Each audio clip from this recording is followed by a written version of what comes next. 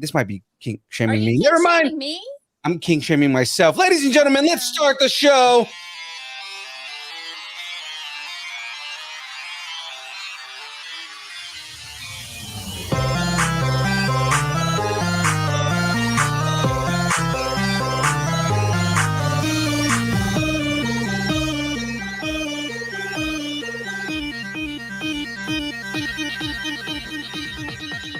Distance nerding. Hey! Whoa, it's time! It's time! It is time! It's time! It's not Vader time. Ladies and gentlemen, it's Tuesday, and you know what time that is.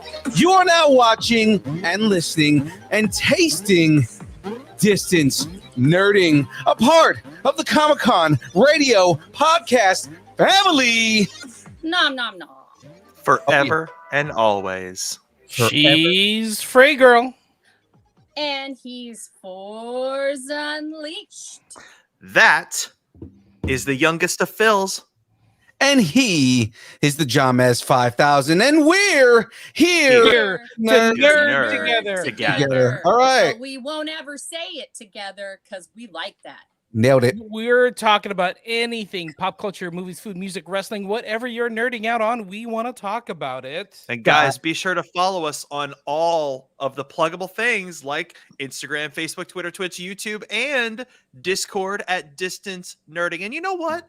You need to get on freaking board and just pull up your Google email or your Apple email and email us at distancenerding@aol.com. Yes, I actually said it. You've got mail at AOL.com. Well, that right there is the best way to introduce everybody. But guys, we've got a giant-sized edition of the download on Distance Nerding this week. Starting off, we've got the GEEKEND update. Gem State Comic-Con recap of the recap. Tales. Actually, we're not going to do that one this week. The pool list. We're talking shop with our local comic shop, World's Best Comics. Woo, woohoo. Got some Woo! lights, Best. camera, reaction. A lot of bugs in this week's trailers. Ew. Starting rumors. Revelio! You're in the rumors, Harry. Okay. You're in rumors, Harry. Your rumor, Harry. The download. WWE is sold. Disney is firing people, making live action and sequels. So much going on. Too And of much. course, ending the show, we're going to break it down with the breakdown. Oh, yeah. Shiver me Beskar. We Oh. break down Mando season 3, episode 5, The Pirate. That's why I yeah. talk This like chair this. be high, says I. Yo ho ho and a bottle of rum. That's as close as I get to pirate talk. Sorry. Ye be in the wrong place here. All right. But first, before all of that, of course, let me get a shout out. Shout out to We never do Poddex. that In one. fact, this episode is powered by Poddex. Poddex are unique interview question and episode starting prompts in the palm of your hand. If you're a new podcaster or an existing broadcaster looking to grow your audience or get more engagement, level up with Poddex and check out poddex.com. Use code nerding10, get 10% off the deck. So you can have all these like episode starters in your hand at all times. Have a discussion, you know, a guest flakes on you or something like that, and you still want to do your episode, you can dive in and answer these questions, and it's fun. So make sure you use code nerding10 at poddex.com. Also, we want to give a great big fat shout out to Dubby. Dubby is an emerging brand of energy drinks created to help focus, concentration, reaction time with no jitters or crash, containing no maltodextrin, sugar fillers, artificial colors, or dyes, and it's keto friendly. Dubby is one of the few drinks that contains Neurofactor, a nootropic derived from the coffee fruit.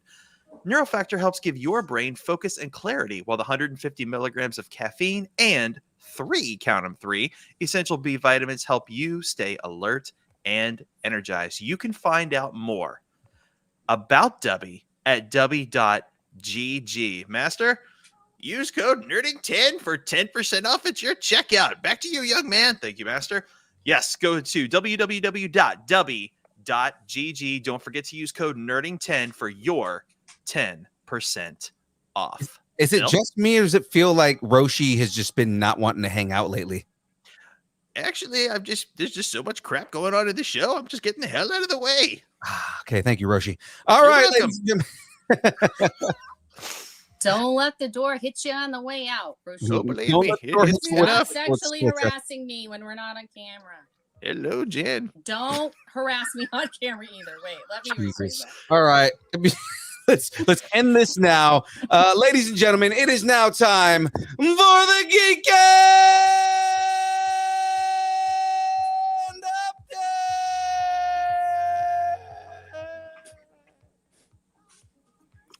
Next time, Wow. use the meme I made. Oh my gosh, that's Oh hilarious. God, you know what? I probably should start using that now that you say it. Okay, I'll do that. I'll upload it for next week. Sweet. All Oh my- right. Oh, James, your mic's off. You want me to take this? Sure. Okay, so hey guys, listen. Distance Nerding is on Comic-Con Radio. So Distance Nerding is partnering with Comic-Con Radio to bring Distance Nerding to more nerds around the globe. Listen to the Distance Nerding in our second show, A Comic Conversation, via ComicConRadio.com.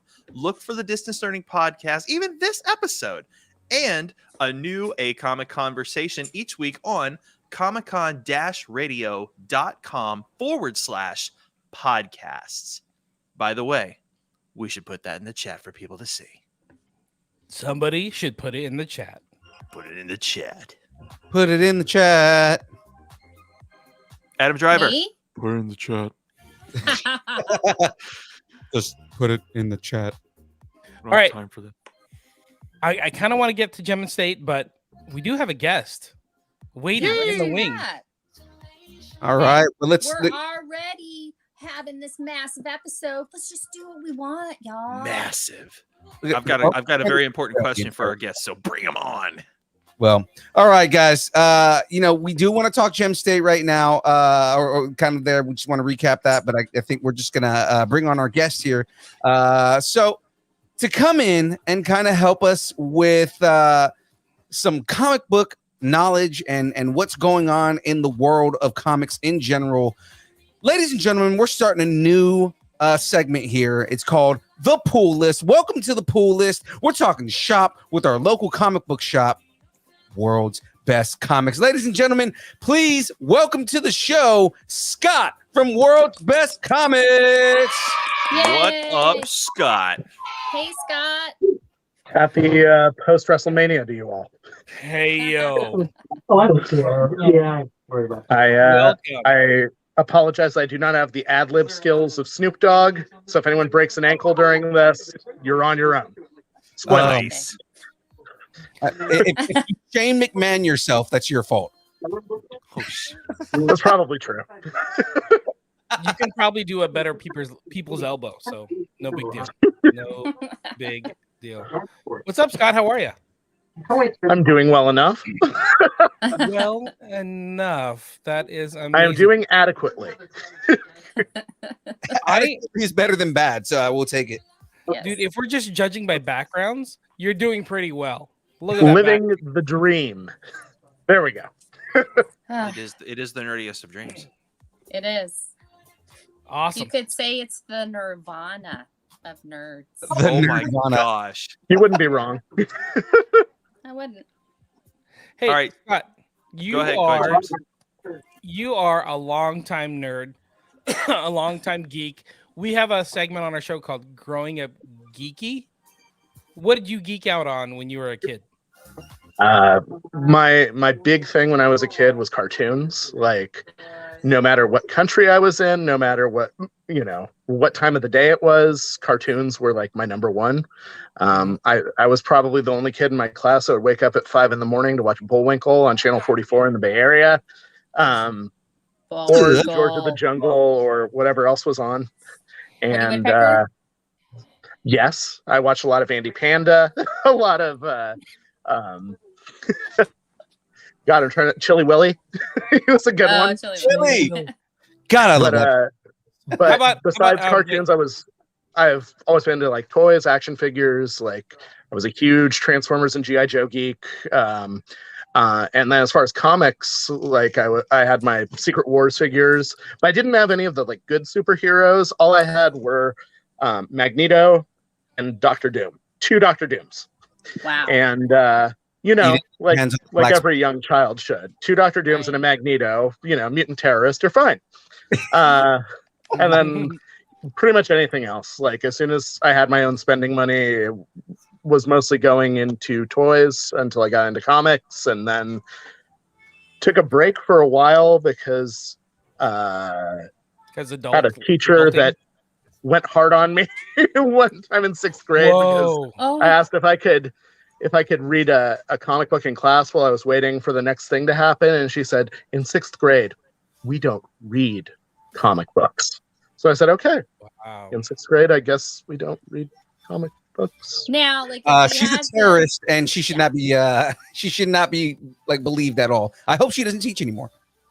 So time machine, you go back there and you go, are you using the royal we? Because I read comic books. And what's funny is that I pretty much almost the day after I got out of college, I was immediately at a comic book store and I was buying comics. So, okay, maybe 6th graders don't, but college graduates sure do. Yeah. Adulting. That's crazy. Priorities. So real quick.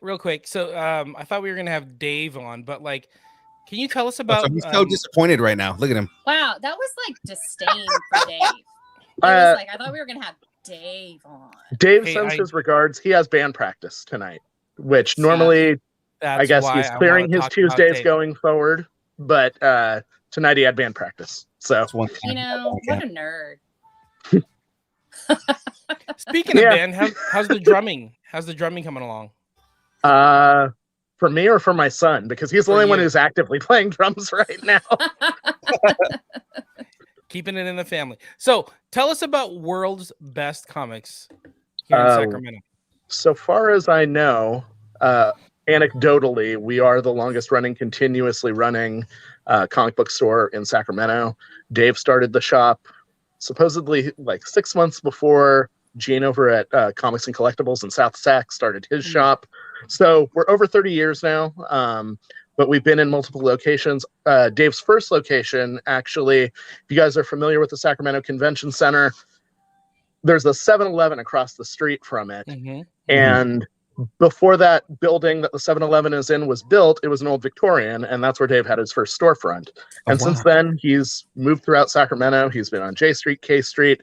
He actually, in our parking lot, was the first or second standalone Tower Records and Tower Books as well.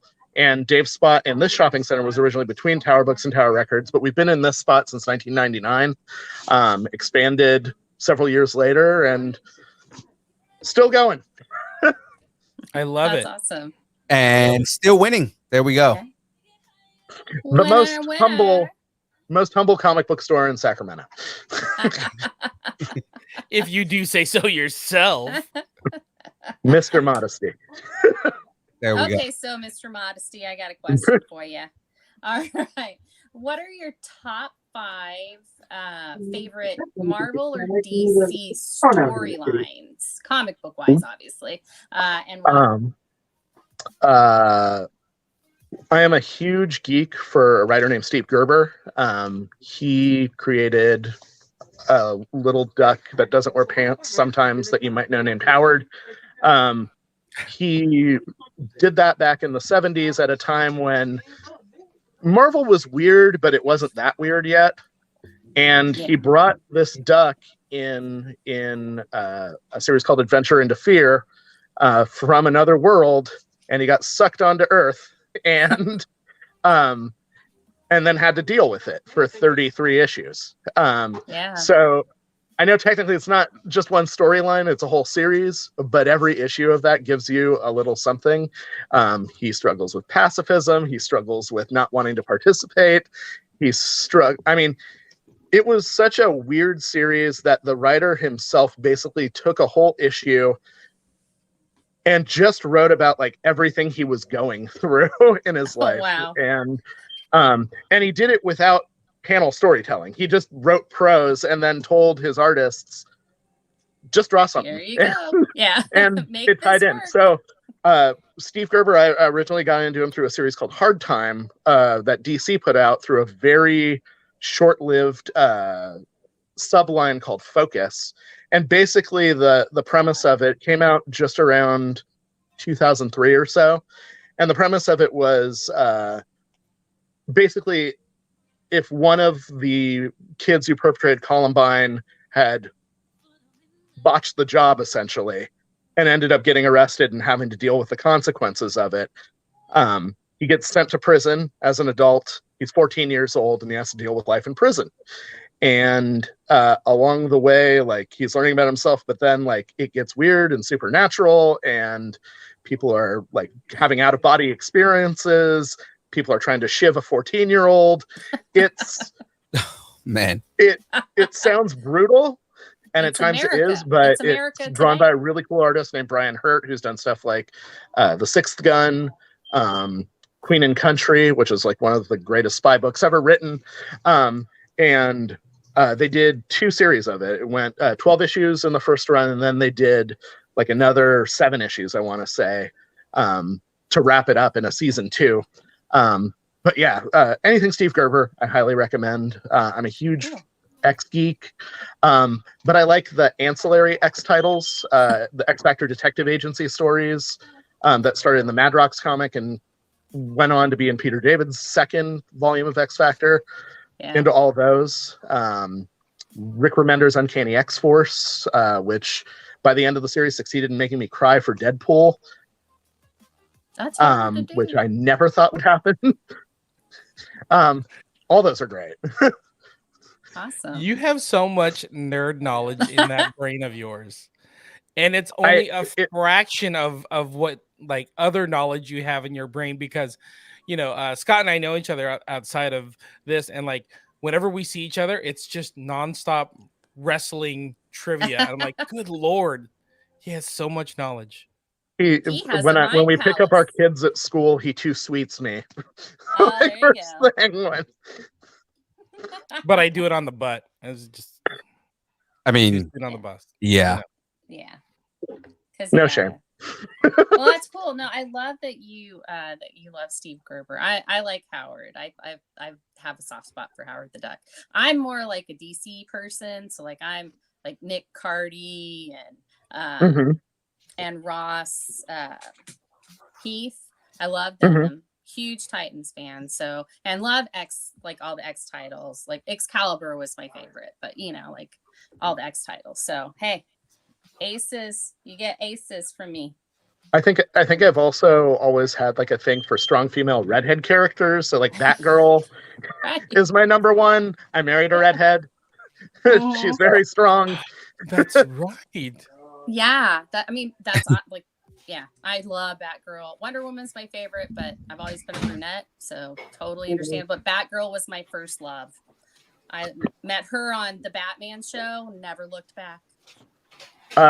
And I remember like the first like big comic convention I ever went to was WonderCon when it was in San Francisco.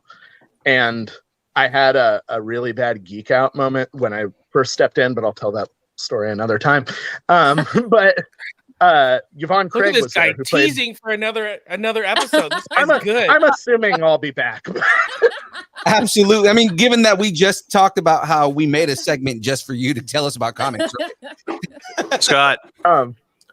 But Yvonne Craig, who played Batgirl on the Adam West series, which actually we have on the TV right now here at the shop. Okay. She was at the convention and she looked like she blew me away, like even as much as she did on the show, like if not more so. She looked amazing, like in the last like quarter of her life, and I was just like, oh my god! And she That's looks like she awesome. could still like put on the costume and go out there, like. Yeah, I didn't get a chance to meet her, so that's awesome. What a great Yeah. story. Thank you. Yeah, Scott, got a business question for you. I will do my best. All right. So Fours is making his very first appearance in California next week. It's going to be amazing. It's going to be incredible. So here's my question. Okay. Can you secure me a single issue of the Batman Grant Morrison Omnibus Volume 1? Because I can't find it anywhere. For I less could than run and $150. check right now. I don't know off the top of my head if we have it in stock, but I can take a peek. In the words of Gollum, my precious. I need it like badly because I've been looking for it everywhere, and it's like 150 plus bucks used, and I'm like, you know what? This would not have gone up in price so much had Gunn not announced that his Batman movie is going to be based on these 3 volumes of the omnibus. I mean, it's also great to hunt down the individual issues too. So there's no shame in that either. I mean, don't get me wrong. Reading, an omnibus on maybe a dais or a podium that you've, set up for yourself in your friendly confines. Mm-hmm. No problem there. But for me, floppies and sometimes in the bathroom. Yeah, I have to have extras. If I'm going to read something a lot, I got to have the one I store, and then I got to have the extra that I read. That's just the way fair. it goes. Yeah, I should have done that with Super Nintendo and PlayStation. I swear. One to collect and one to read, right? Like literally, I'm doing that with Last Ronin, right? So I have 4 first editions of the first 4 comics untouched out of bags and boards. And I'm gonna buy,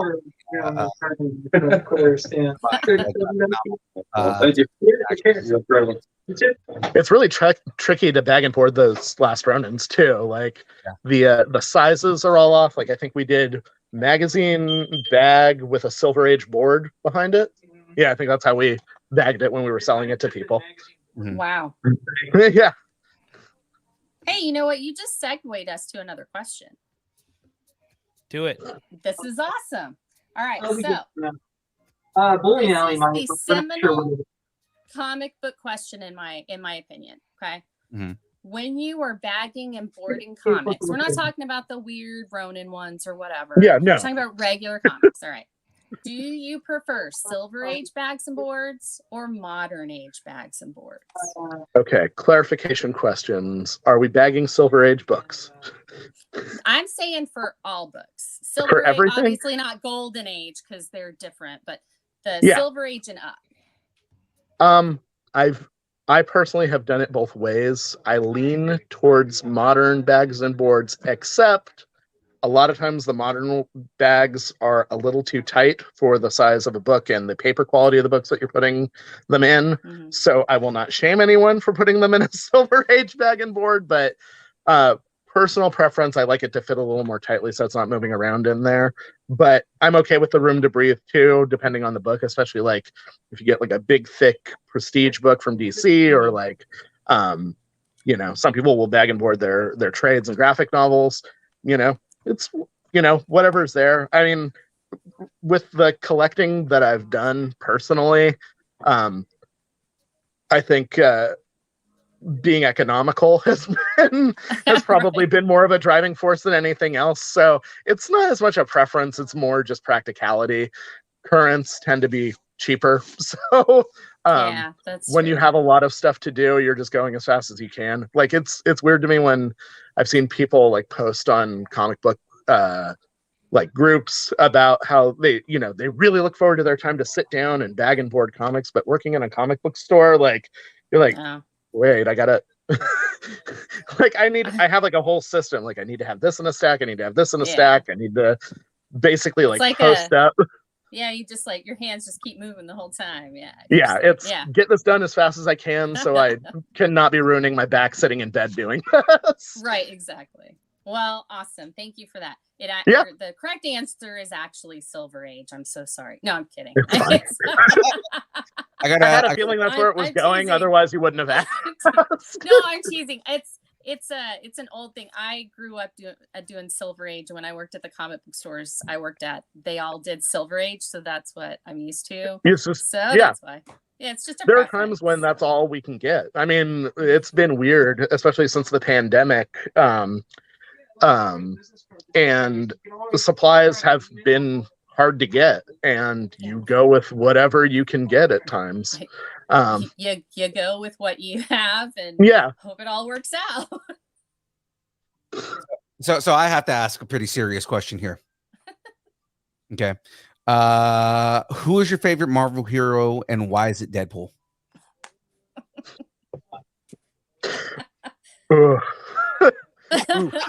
Hey, it's okay. He apologizes. He said Cyclops wrong. I apologize. Nobody, no. People whose favorite character is Cyclops are sociopaths. I'm just throwing that out there. I was gonna say live their lives in rose-colored glasses, but is that too on the nose? That's perfect. No, you are also overlooking the fact that oftentimes when you find a character that shares your name, you gravitate towards them, and you know, as soon as I found a comic book character named Scott, I was like, and it wasn't Scott Free, like Mr. Right? Miracle. Like, no, I am Summers. That's what it is.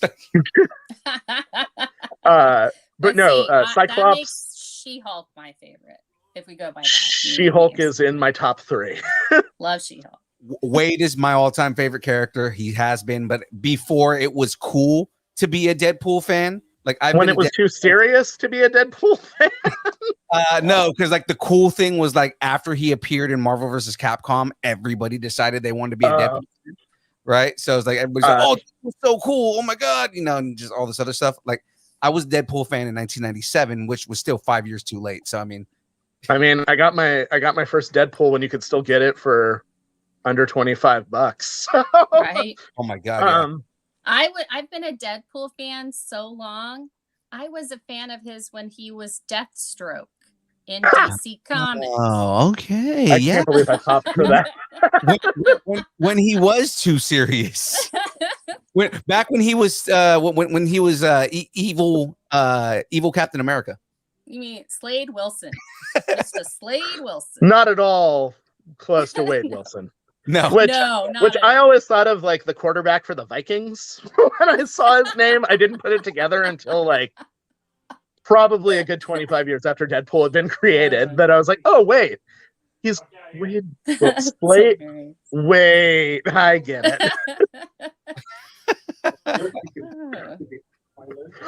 But there are Deadpool books that have moved me. Deadpool's really has a really like. They don't say it, but like you can tell something about the writers that are getting to do Deadpool in different eras. Like once you get past Fabian Nicieza and you get past the Joe Kelly era, you had Daniel Way, you had Victor Gershler, you had okay, flex. Okay, nerd flex.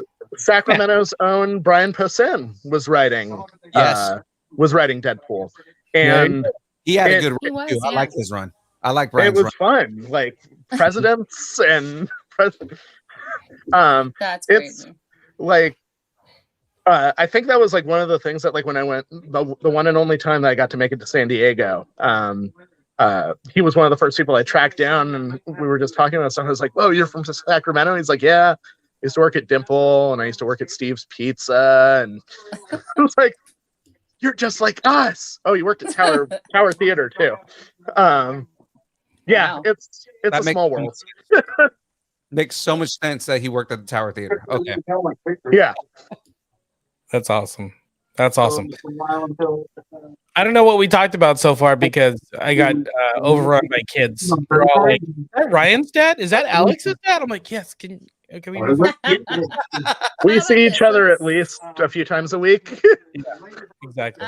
One of the other questions we had was, what is your most prized comic? Like, and it doesn't have to be most expensive. Just like which one is the one that you Or like, nah, this is what I want to show everyone. This comic is me. I mean, I know what the first comic I remember getting was Amazing Spider-Man, I think 265, which was the first Silver Sable. But I never really got like attached to that one. I'd say like the comic that I got like most like attached to, I guess, would be because it was the first one that I bought with my own money, and my own money. My mom gave me money, and I bought. But the first one that I made a choice on my own was Uncanny X-Men 244, which was the first Jubilee, because what book to get someone into a whole new medium of storytelling is better than one where the original X-Men are thought to be dead. Yeah. And basically what happens in the book is the remaining X-Men, the women of the X-Men, decide to go on a shopping trip to the mall. So fire up Gateway, send them to the mall, and they go in there and they meet this kid Jubilee, and all hell breaks loose, and I was a fan for life. I think I also have a soft spot for one of the books that really got me reading comics was one of the early Excalibur kind of like one-off books that they did where they used the X-Babies. And yes, seeing like an adorable Wolverine with little claws, and Havoc was in it, and Kitty Pryde, who's one of like my favorite female characters, bar none. well, she's like at the middle of all of it, and have they ever come out with like toys of that? The X-Babies? I don't think they have. Like they've definitely like reused them to keep the license. Yeah. But I don't think they've done toys. I mean, that seems like a gold mine. The closest thing is like Scotty Young's art is hugely popular, and he does basically like little kid versions of all the Marvel characters, and his own original characters as well. Adorable. They are, so and cute. When he started doing them, obviously like I'd seen different interpretations, like Chris Russo did stuff like that before with his mini Marvels, but Scotty Young has stood the test of time over like 15 years, I want to say, of doing these kid covers, and I will still go out of my way to buy them. Like, right. I'm a sucker for a good Scotty Young cover. Plus, again, his name is Scotty, so there you go. Too hottie. Scotty. All right. So speaking of buying books, what books or storylines or runs should we be looking for like right now? Like what's out right now that's hot? Just series that I would recommend to people. Generally, like when I'm thinking of the tastes of the general public, it's definitely going to be different than what I buy for myself. But I would say the current She-Hulk series that Rainbow Rowell's doing, basically it backs up the truck from the series where Jennifer Walters had basically been a hulked out version of She-Hulk, not in control of her rage, just destruction everywhere in her wake. The Rainbow Rowell series takes her and puts her back in the world that she's familiar with in her life, which is law. And she has to humble herself. She has to like make things work with everyone, including her enemies, like Titania. And basically she just gets back to what she's done, like what she knows, what she's comfortable with. And while the temptation is like do something new and different with the character, when a character does something well, I mean, you wouldn't ask Matt Murdock not to be a lawyer or the head of the hand, or blind. Yeah, or blind. You wouldn't ask Matt Murdock not to be blind. Could, but I definitely anything. So yeah. In addition, just generally, we have the Sins of Sinister event going on in the X books. We have something I was going to grab. The Rogue and Gambit. Oh, you probably can't hear me. The Rogue and Gambit series I heard is pretty good too. You know, it's funny that you mention it because that's my pick for this week. And the reason I picked it is basically Rogue and Gambit are on the road. They go to a bar. Gambit starts line dancing. And by the end of the issue, they're in a fist fight with Black Panther and starting a barroom brawl. What? You know, It sometimes. tracks. Yeah. But it's not just a punch up where you're going to finish the book in 5 minutes. Like there's actually story to go with it. So, yeah. As far as like indie books, Dark Ride has been hugely successful here in the store. Basically, it's by Joshua Williamson, and it's if you take everything you think you know about Disney and Disneyland and turn it into a murder-themed theme park that everybody loves.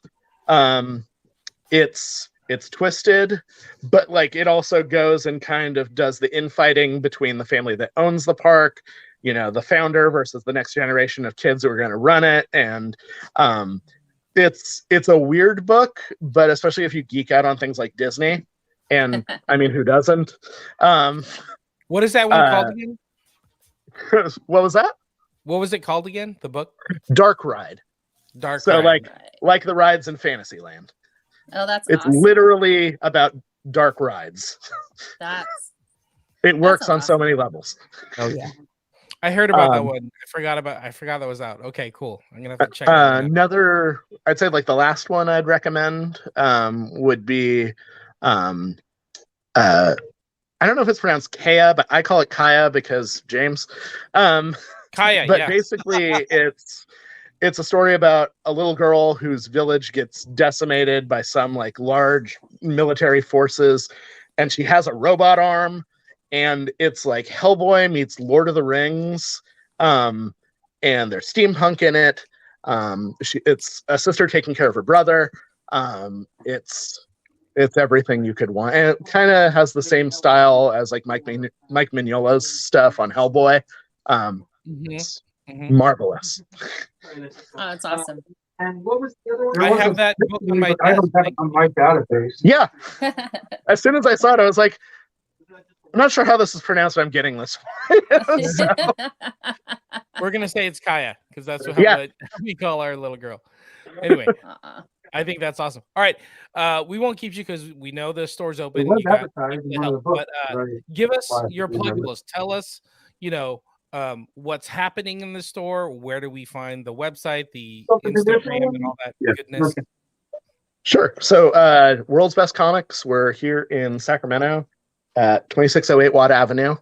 And where you can find us on the web. But you're going to feel like you're going back to 1995 when you see our website, and that's on purpose.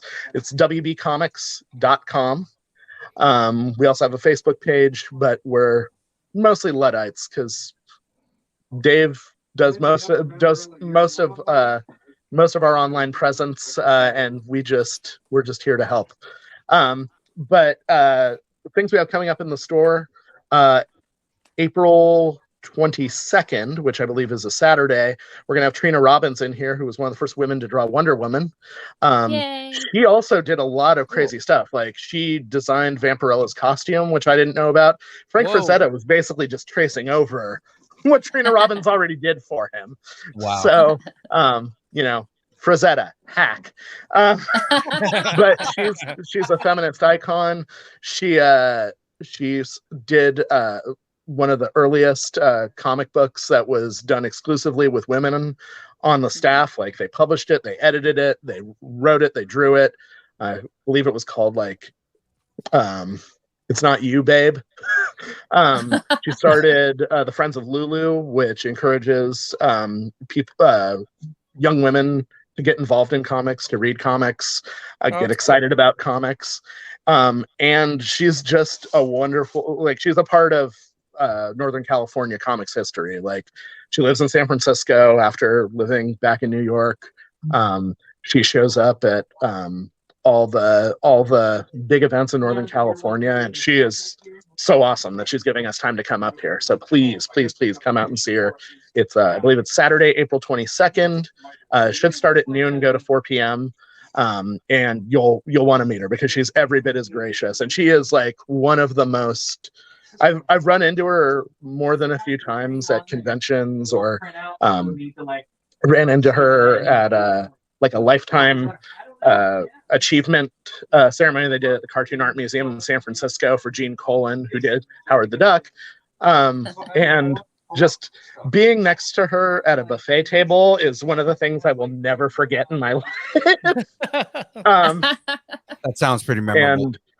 And I don't think I'd ever tell that story to her, but she's amazing. And her partner, Steve Lealoha, has been in inker with Marvel, DC, just about everyone.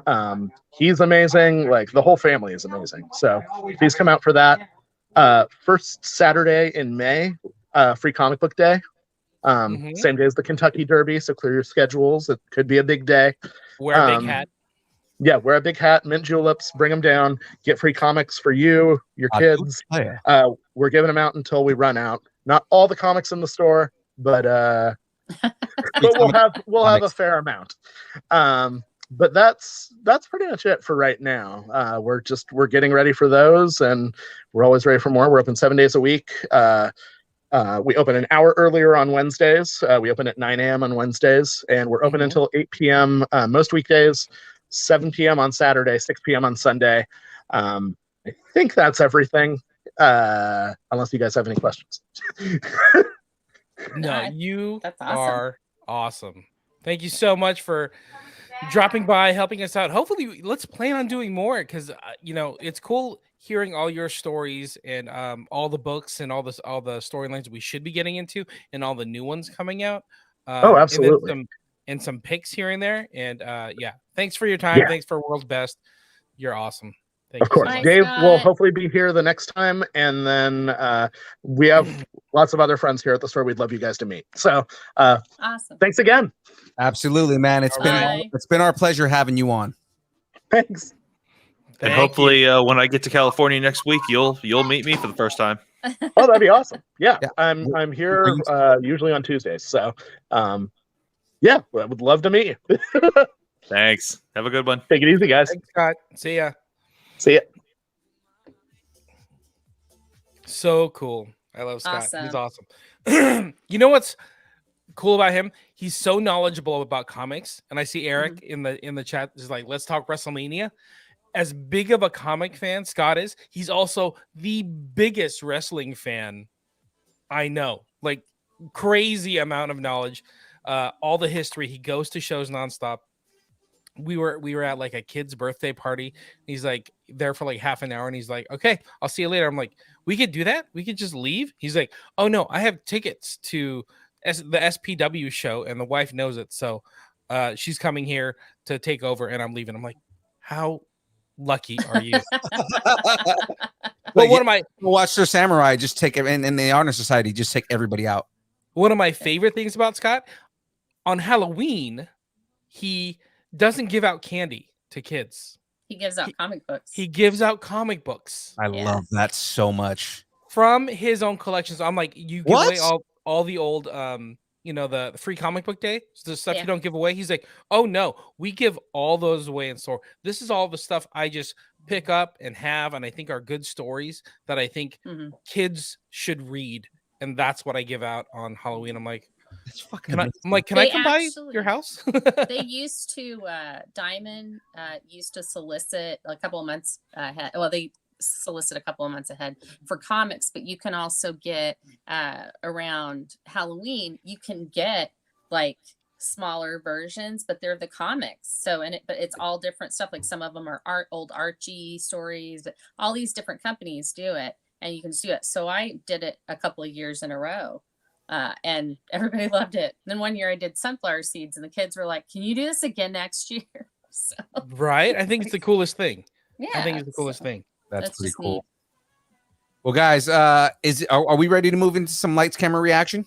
Yeah, let's react to these bitches, because we got like a lots of stuff. Yes. Okay. And I have lots of opinions. Quiet on the set. Can we please have quiet on the set?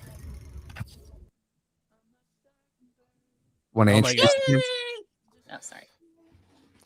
Blue Beetle. I'm super excited. This is this the third? Is this the third movie in DC this year? No, this is the second movie in DC. Yeah, Aquaman will be the third one. But this one has so much promise. Well, here's what's crazy is looking. Just I refrained from watching all of these trailers because I wanted to react to them tonight. But like just looking at this this cover right here, which I hear was practical, right? The costume was practical. A lot of it is. I think they had some that was practical and some that wasn't. Yeah.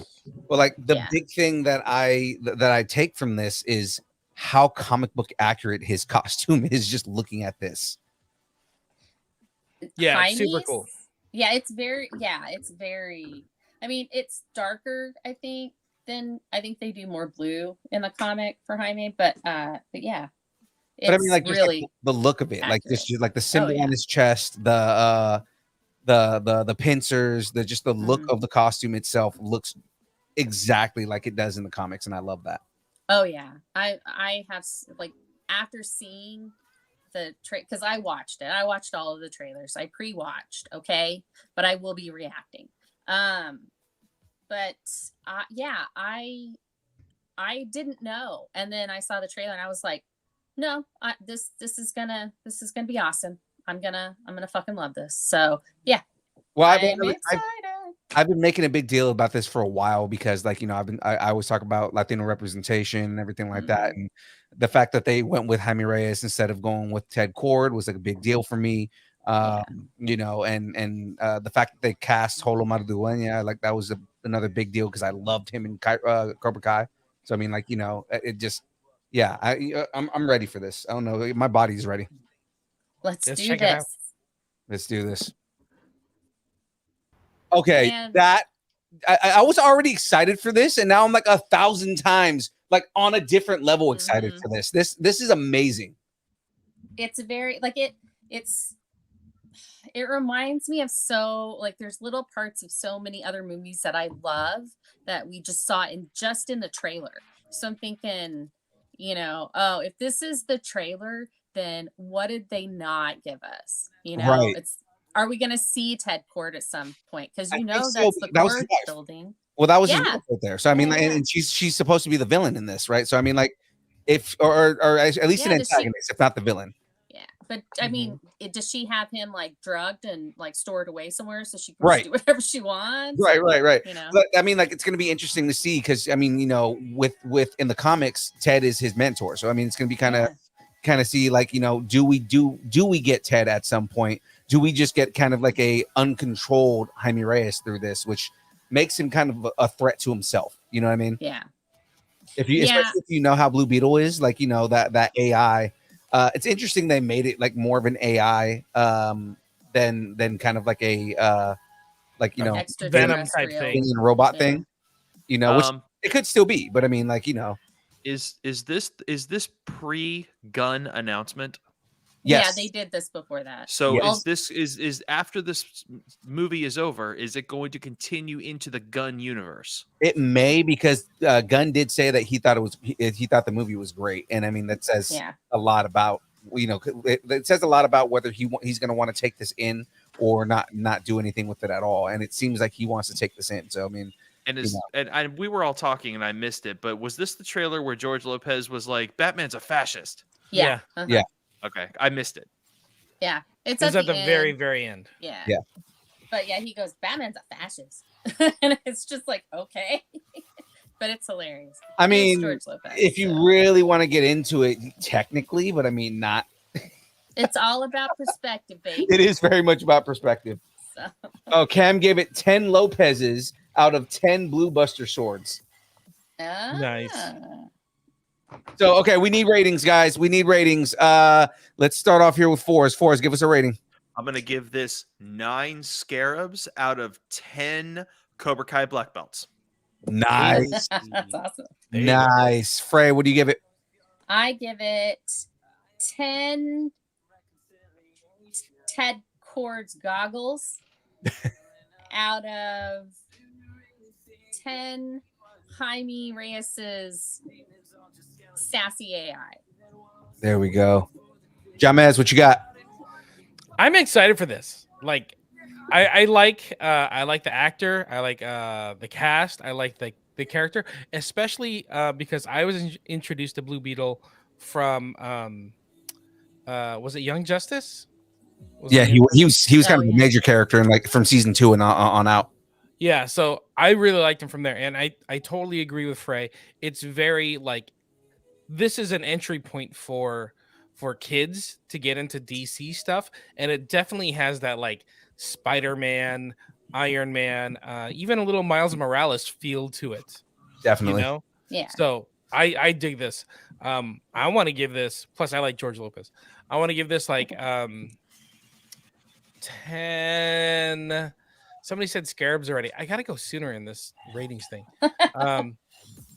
10 Beatles out of 10 George Lopez's right now. No, later. Later. I'm definitely super excited about this. You guys know, I mean, for anybody who's been listening or watching this show, they know how excited I've been for Blue Beetle and to begin with. And after seeing it now, I'm 1,000 times more excited for it. I definitely give this 10 unnecessarily long George Lopez beards that surprised the shit out of me out of 10 less angry but probably still wants to take over the world scarab AIs. Okay. I think that's fair. I think we were very fair on this. So. Absolutely. I do think, I mean, I'm really excited about it. It looked, I don't know, it looked non-Snyderverse. And what I mean by that is it didn't look like dark and emo. Yeah, it wasn't dark and emo. It looked hopeful and bright and so colorful and really festive and just like, just hope. Afterwards, I was like, I just have hope. So I hope that it gets to stay around because I think having Blue Beetle be in the first wave or at least be present in DC, I think that's a good thing. So, yeah, absolutely. Yeah. It definitely had a lighter touch to it. So, yeah, totally agree. Oh, yeah, definitely. Let's go. I'm ready. I've seen them all and I want to talk about them. Okay. I hit the wrong button there. What the heck? Let me guess, Frey, you're going to have a theory about the next one. Oh, no, yes. Actually, I do not have a theory. You lie. No, I still haven't done it. I have started developing a theory about that. It's really hard to explain, and I would have to go into it. So, okay. But just know, I do have an overall theory for the phase 4 through 6 ending in Secret Wars, like what it all means. Okay. Right. Shout outs to Helmet Fire on YouTube here, just saying what's up because I see you there. So what up, Helmet Fire? That's my boy Brandon. He's a fellow font maker and a legendary figure in the Saber community. Well, there you go. Legends are legends. All right, let's get into this trailer here. Again, I'm excited for this too because I mean we've seen a little bit more and more coming up in anticipation for Secret Invasion, and I mean the more that I see, the more I'm excited to watch it.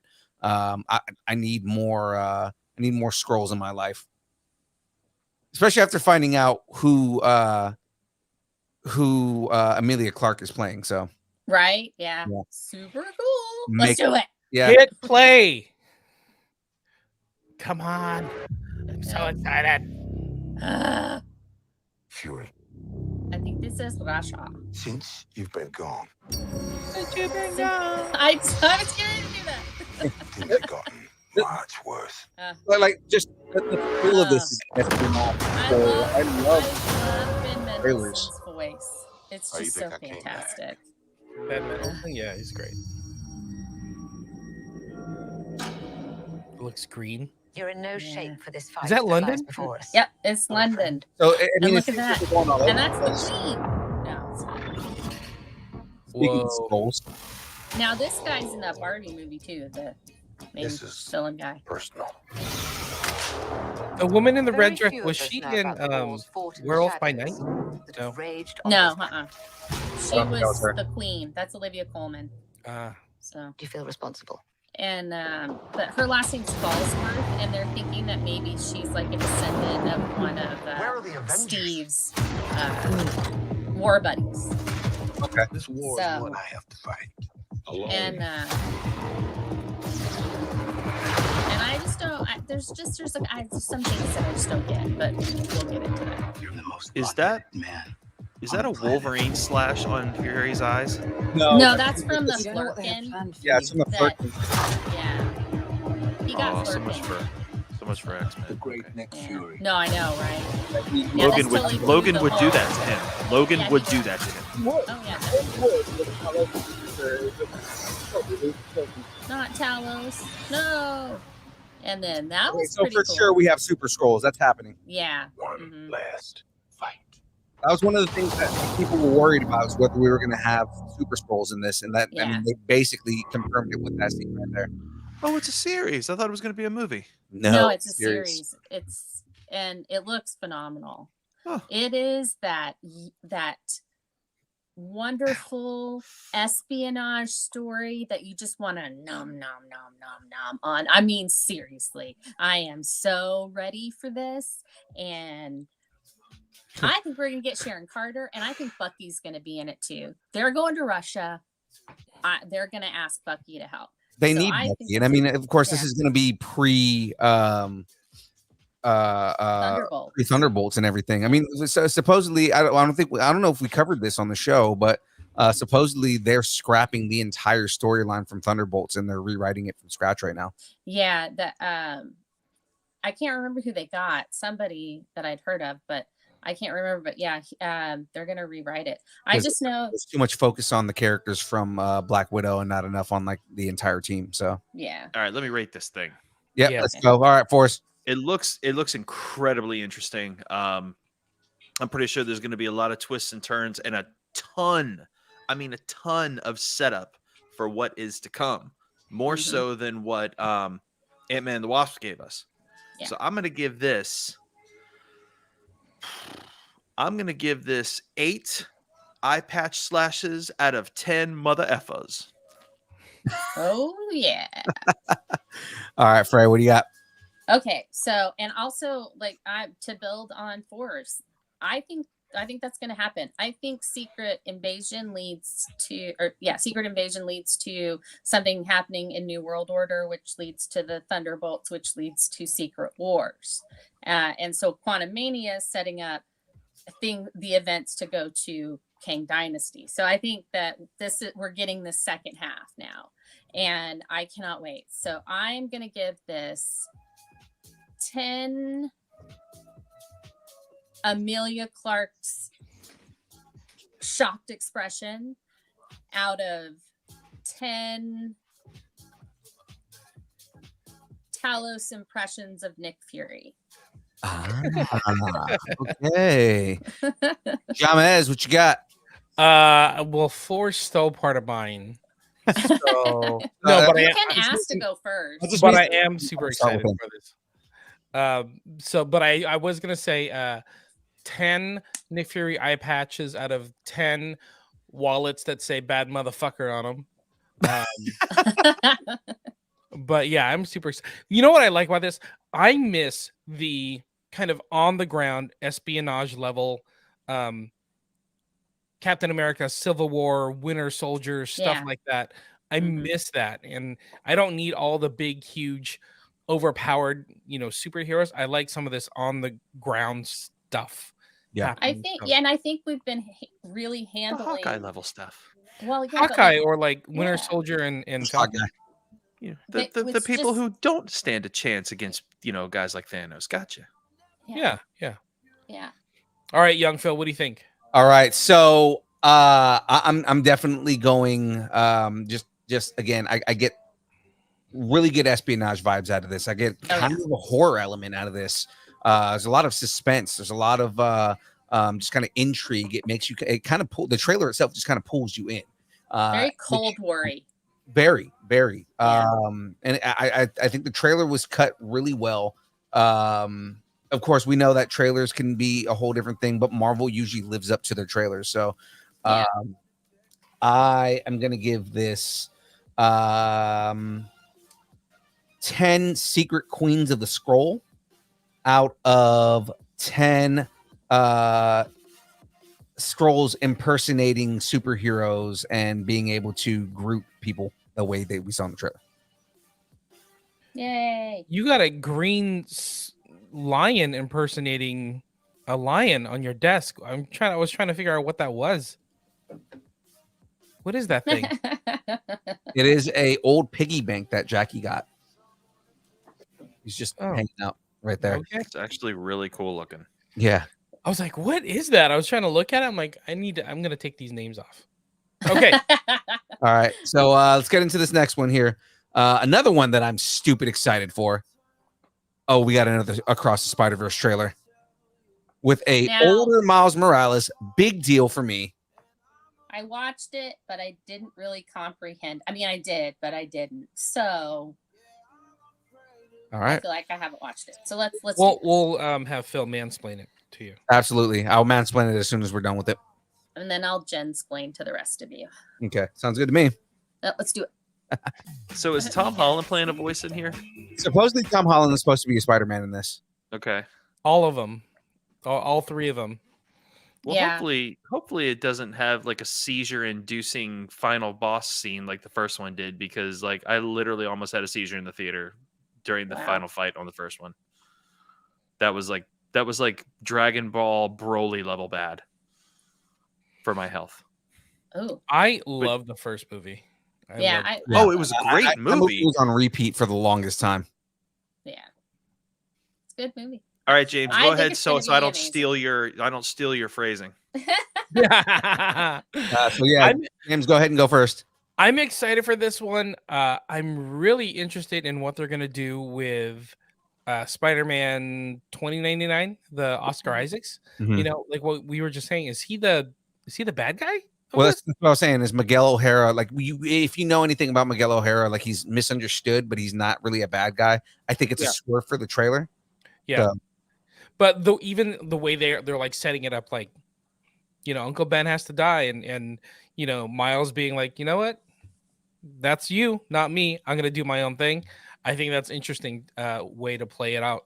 I will say I am excited for this. I will give this 10 thwips out of a million Spider-Man pointing memes. You. Because they had a million Spider-Man. Yep. Pointing memes. Yep. Forrest, give me your rating here. I'm gonna give this 7 web shooters out of 10. Oh gosh. I'm gonna give this 7 web shooters out of 10 seizure-inducing fight scenes. Is that why you rate it so low? No. The rating is it's not low. I mean, it's above a 6. We're doing okay. I don't know what to expect from all this, so I can't properly rate this yet. So my hopes are high. Right. 7.5 out of 10 seizure-inducing fights. Phil, he can rate it however he wants. He's an adult. But okay. I need an adult. I am an adult. I am an adult. I am an adult. So I loved the trailer. I thought it was great. And I think it's going to be an amazing movie, and I'm really excited about it. I don't have really anything else to say, so I'm going to give it 10 spots out of 10 obscure Spider-Men we haven't even noticed yet. That's a good one. Again, very excited for this whole thing. I love the first movie. The first movie was very it was deserving of all of the awards that it got in award season last season. I watched that movie so many times, and Miles Morales is such a good character. I love that he's a little bit older. He's kind of sassing back at Aaron. So I mean, you should get yourself a minivan, trade in your truck, and get a minivan with a DVD player so you can just have it playing all the time. That's not just saying. Just saying, that's a baller move. That If is you're what's real, not happening. if you're a real fan, that's what Yeah, it is. you know, if I had kids, that'd be a thing, but it's not. So I'm definitely giving this 10 extremely buff, extremely angry Miguel O'Hara's out of 10 Spider Punks jamming out in just randomly jamming out with a giant mohawk. So that's my rating for that one. Nice, very good. Kobe. All right, we got one more. I'm this so better- excited. It better not fail because we're like at 9.9 out of 10 on all the first three. So, what else you got for us, young I was Phil? gonna say I'm like holding all the scores back from 10. I feel bad. I gave it a 9 point. Okay. Oh, for the love of Barbie. Yes. Yes. This one is specifically for Frey Girl, so she can Barbie out. Okay, let me just say right now that Uh-huh. if the opening scene of the movie does not immediately start with that 90s song, I'm rioting. Okay. She's everything. He's just Ken. Yep. All right, let's check this out. Damn it! It's not what. Press play and it like switched. All right. I mean, I already love Simu, but like just that was great. My hands are clapping for Simu because I love the way that he did that. I just didn't expect this Off with me, movie. I will beat you off. I didn't expect the movie to go out this way. You know, like Yeah. It's so interesting that it kind of leaned into things and like, all right, let's have fun with it. So, you know, Yeah, shout out to Greta Gerwig. So it seems interesting. It's very much leaning into it being like, you know, this fake Barbie world that they're in, right? It's very meta, you know, like Yeah. I'm noticing that right off the bat. Like everybody's name is Ken, everybody's name is Barbie, and it's like this is a super meta thing because it's like all references to the toys themselves. Yeah, it's like Gotcha. I think like our Margot Robbie Barbie, she does like has some sort of existential crisis or something and wants to go to the real world. And so that's where like Will Ferrell and all of them come in. And so I don't know where it goes from there, but I just love that they're showing us all the happy Barbie, you know, Barbie land stuff because it's so freaking awesome and just kitschy as fuck. And I love it. I just love it. Whoa. Yeah. All right, let's rate it. Young Hey, Phil, why don't you start? Stop. Whoa. Hey, what? We didn't talk enough. That's all right. We should We be lost. back. We should be back up in a second. Plus the audio version will, you know, everybody can get it back on the audio version. Okay. So yeah, I guess I'll start here. I'm definitely a lot more excited to watch this. Like before, I was thinking like, okay, well, this is just gonna be like some, you know, Barbie and Ken and how they met and some meet cute and it's gonna be a love story. And after seeing the trailer, it looks way more comedic. It looks way more interesting. It's so much more of a like these are people as if they were dolls, and it's kind of again meta funny. So I mean, I originally probably would have given this a 7. I'm definitely up to like a 9.5 at this point. Like I want to go watch this in theaters after watching this trailer. So about a 9.5. 9.5 just kind of dolls with no genitalia out of out of 10 weirdly arched feet that Barbie has after taking her shoes off. James, just because I know you want to get yours out, so Oh, I will give this. I'm interested. It looks fun. I will give this 7 Barbie dream houses out of 10 different Kens getting beached off. Is that I will okay? beat you off. Maybe that's why. Yeah, I will beat you off.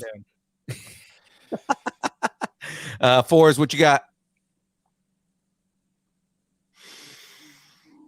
He's thinking about it. Wow, taking the glasses off for this.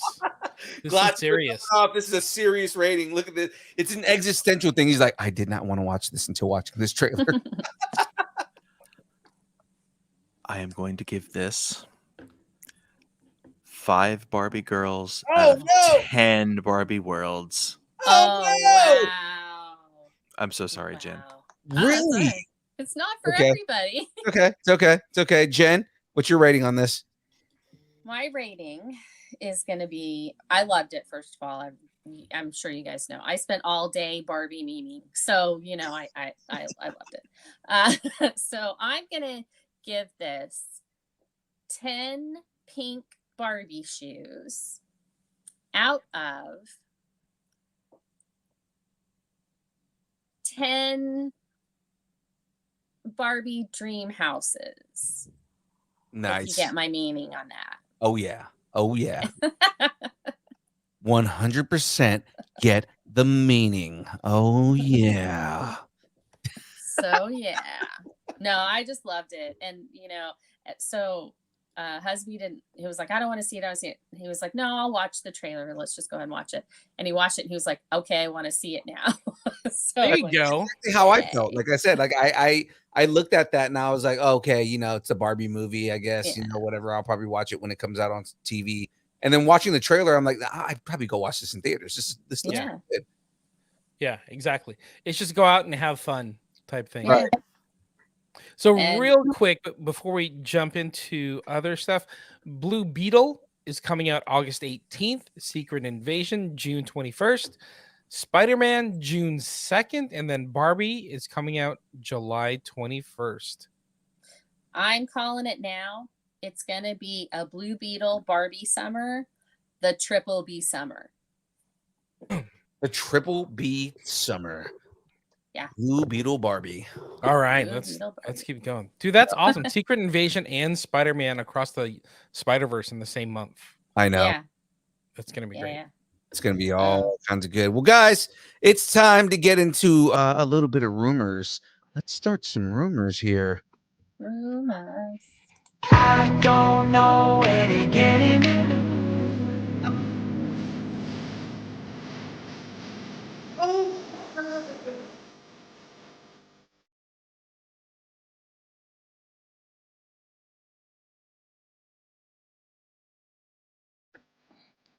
All righty. Let's start things off. The upcoming 12th season of HBO's longest running scripted series, Curb Your Enthusiasm, is likely its last. So, coming from the Hollywood Reporter, they mentioned that the 12th season, which wrapped production last week, ended with a final episode that felt like a homecoming. Ooh, I thought that was super interesting. You know, it's been going on for 12 seasons, and I love this show. I love this show. Seinfeld, but dirtier. Yeah, Yes. basically. Yeah.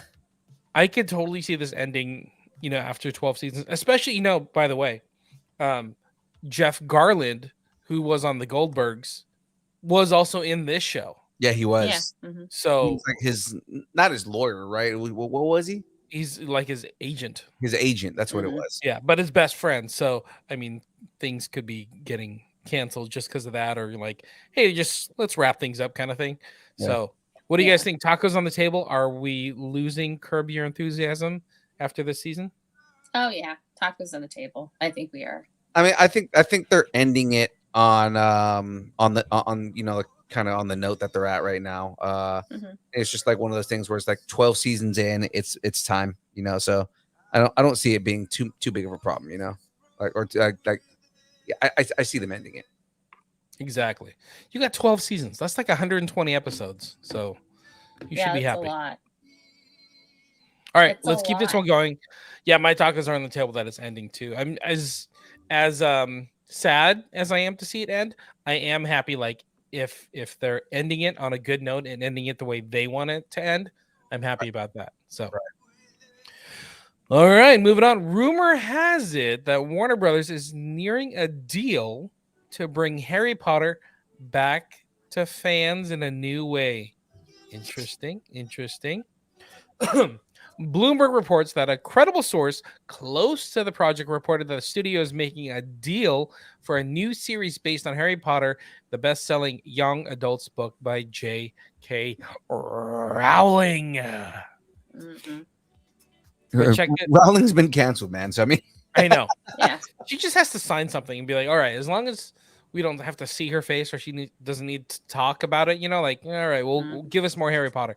This is the thing, though. I think each season they're setting it up to be each book. Oh, So that's what is there, cool. like 8 books? 7 books? 8 7. books? 7 books? So theoretically, it can go like 7 seasons. And this is everything that happens within the season of each book. So it kind of happens around and adjacent to Harry Potter. So I'm like, oh, kind of interesting approach, right? Okay, so Yeah. it's supposed to be stuff like that happens at the same time, but it's not actually like the books. Yeah, I mean, we don't exactly know. I don't know. I think they're doing it because there's probably some sort of stipulation in the original contract that they signed that they have to do something new to keep the rights, probably. So that's what Either that, or they're thinking that this is like they're thinking the wrong way, like every studio does, and it's like, well, Harry Potter was popular. Let's do something with Harry Potter because that'll make us some money. And it's like, yeah, but I mean, that's not what you guys should do. Like what everybody wants. Like if you really want to get into what the fans want, make a show about ours. Like make an entire show about, like even Harry as an R as an adult, like like his career as an R. Like I mean, like that's what we want to see. We don't want to see, oh, here's an entire background of the first book and this is stuff that happened at the same time. It's like, so we're gonna like just go see students hanging out in class and unremarkable people doing nothing. Like I mean, like, no. I got it. 4 seasons of Slytherin House, and the series will be called Snape, starring Adam Driver. Okay, but see, you know what? Adam Driver as Snape, I would 100% be behind because I think that he could pull that off. Page 394. 394. Because it could be like it could literally be him and Lily's relationship before she hooks up with James. And I was gonna say, like, that would be something I would want to see. I would want to see like a young Snape, a young Lily, and what's Harry's dad's name? James. Douchebag. Yeah. John has 5,000. John has 5,000. Either that, or again, the R's, or like seeing something, even seeing something about Tom Riddle, before he becomes Voldemort, or like culminating with like the last season of the show and he becomes Voldemort, and you start seeing him create the Horcruxes and it like disfiguring him and stuff like that. I feel like that's more interesting than seeing what's going on at the same time. That's that Harry's in school, and you get glimpses of Harry or something like that. Like I don't really feel like that's something that I would really want to watch. Again, these ideas that we're throwing out there is more something I'd want to watch. I would watch a Snape series. I mean, Snape was one of the most beloved characters in the entire freaking franchise. And that's what I'm saying is like your idea and the ideas that I've been throwing out, and just the ideas we're throwing out on the show right now, I feel like are more interesting than doing what's going on, in first year, second year, third year, all that, like what's happening with all the other students, which means they have to recast people who either look alike or we have to just believe that they're different, that it's the same characters. So I mean, it's if the idea of what they're doing is what the rumor is saying is that it's going to be based on each year of the series and what was happening at the time, I don't want to watch that. I want to watch again, a series about Snape and his come up and him becoming a teacher and things like, or professor and everything like that, or them even younger as kids and the relationships that they had, or again, a Tom Riddle series where we learn how Tom Riddle becomes the monster that is Voldemort, or something more recent and have them as ours, like that's the kind of stuff I want to see. I want to see I'd like to see the first Order of the Phoenix, like when they were battling Voldemort the first time. I want to see things that live in the world that add to the world, and not things that are like, oh well, here's what might have been happening when Harry was in class. Like, I don't care what other kids were like, oh well, there's a chamber of secrets, I guess. Like what are the what is there's nothing remarkable about the other students that make you have to drive an entire season of a series. Give me a whole episode of Moaning Myrtle before she died. Yeah. Moaning Metal. Moaning Metal. Metal. So yeah, I just think they're trying to do something with this franchise because it's such a huge name and a huge draw, but they've failed nonstop with getting Harry Potter to do more, you know? So it's like they got to figure out to do something. But I totally agree. Like, give me stuff that's non-linear in the timeline, like going back and telling us about Snape or about what's his name, James Potter, you know? Yeah. Right. And you know, tell me all those stories. So yeah, yeah, like Tom Riddle before he becomes Voldemort, when he was just an entitled kid that also at the same time was an orphan. So I like, where did he get this sense of entitlement that he gets? You know, where does he start becoming this sociopathic monster that becomes Voldemort? Like, what are the things that cause him to go over there, right? Especially with, like, you know, all the different companies out there making series about, like, you know, going back on the villain. We know that Tom Riddle was a troubled kid that becomes Voldemort. So tell that story. I'm telling you, man. My Griffin Asada tacos are on the table. Yeah, so I mean, my tacos are on the table that they're making a series. That's for sure. They're doing something with the property. Oh yeah, for making the series, yeah. Whether it's a good idea or not, that's another taco at another time. Where are your tacos? Throw them out there. 4-0 tacos on the table. Yeah, tacos are on the table. It's gonna happen, but I don't think it's gonna happen the way we want it to happen. Like, we're not gonna get Harry Potter in the Clone Wars, unfortunately. That would have been awesome. Like, whoever just threw it out there, it's like, hey, we need a First Order of the Phoenix timeline. Freak yeah, we do, with all the parents. Yeah. All of the parents doing their thing. Oh, think about, like, you know, we get that scene where he tortures Longbottom's, like, Yeah. That could be like potentially Red Wedding level. Yeah. You know, you get like the end of the series and his parents get killed by the Cruciatus curse. Like, yeah, like imagine not 5, but maybe 90 screen time seconds of the Cruciatus curse, and just them going from they can't take it to they just finally give out. Yeah. 90 screen time seconds is a long freaking time. Heartbreaking for 90 seconds, dude. I don't think I'd be able to last watching that for 90 seconds. I mean, that's like Daredevil episode 2 unending fight scene level awesome. All right, let's keep it going. Got one more rumor. Sorry, Jay. No worries. Some new information has surfaced regarding Marvel's Captain America New World Order. It's reported that the film will feature the villainous team known as Serpent Society, and it will be led by Julia Louis-Dreyfus. Right. Interesting. Apparently, she is the big mastermind behind the MCU Serpent Society. Their mission will be to discover a metal alloy that's more powerful than vibranium. Yeah, I've been hearing the rumors about this, that they're going to be looking for adamantium, basically. Yeah. All right, what do you guys think? Tacos on the table? Are we getting Serpent Society? You guys just tell me the other week that adamantium is not as strong as vibranium? Not supposed to be. Yeah. But I mean, they can change it for the MCU. Like, adamantium is not supposed to be stronger than vibranium.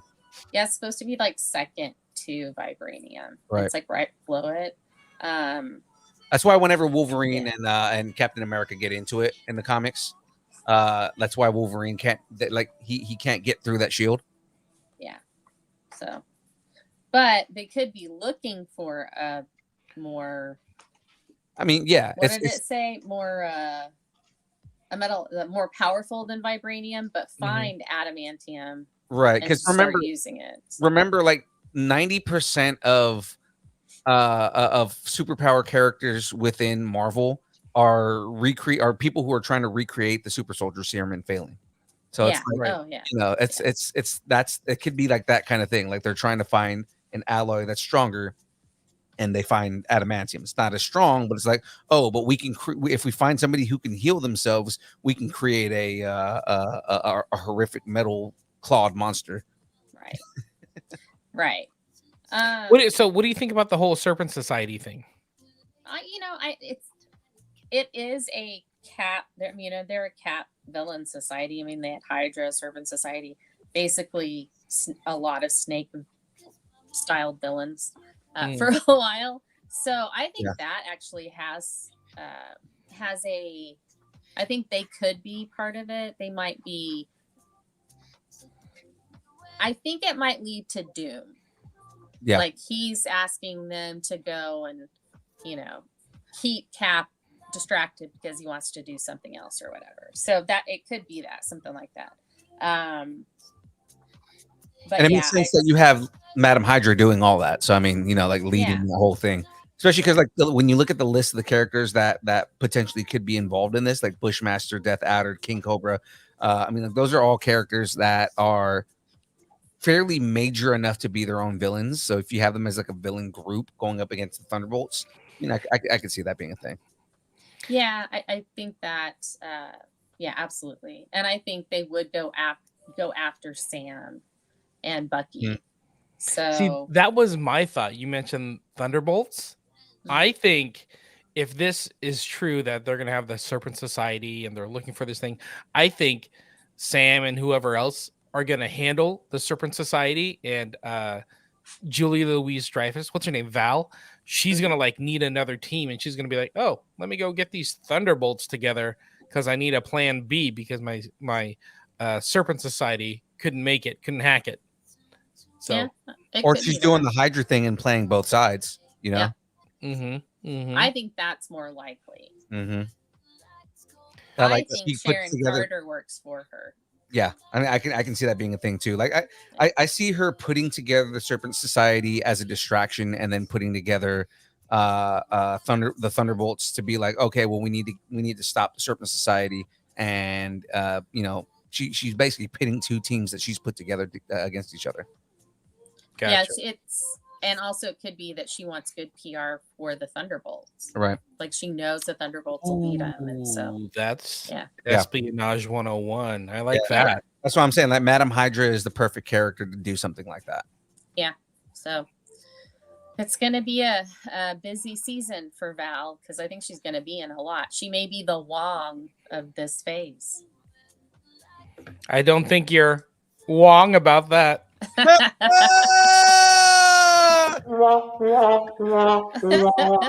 Captain America New World Order hits theaters May 3rd, 2024. All right, let's keep going. Well, let's get into some news, ladies and gentlemen, because now it's time for the download. All right, I got time for two of them. Okay, this first one's yours. So let's get into the Disney dive. Some quick hits here. All right, Street Fighter news. Hanukkah. Legendary Entertainment has landed an exclusive license to the live-action film and television rights for the Capcom fighting video game franchise Street Fighter. The Street Fighter franchise launched in 1987, and it's become one of the most well-known and highest-grossing video game franchises of all time. The next chapter in the franchise Street Fighter 6 is slated for release June 2nd of this year. A feature film is already in development, and all of these projects will be co-developed and produced in conjunction with Capcom. No details to share regarding the film that's in the works or any of the other projects that may come out of this partnership. All I'm going to say is Joey Ansa should be involved in this, and if he's not, then it's going to fail again because they don't know how to treat this franchise. It's very simple. Street Fighter, the success of Street Fighter has always followed a very simple rule, and that rule is you have two main characters, Ken and Ryu. That's it. Those are your main characters. It's not Jean-Claude Van Damme versus the world. It's not Guile's journey. It's not, it's Ken and Ryu. Street Fighter has always been about Ken and Ryu versus Bison and Sagat and those nasty four. That's what it's about. That's what it should always be about. Period. Again, it is the storytelling of the Hado, which is pure, light, spiritual, good, everything that is good martial arts, Shotokan karate against the bad of the world. Right. That's what it is. Period. Point blank. You can't argue with me about that. That's Sagat what it's always been. Muay Thai. I mean, if you go back to it, even Sagat, he's not a villain.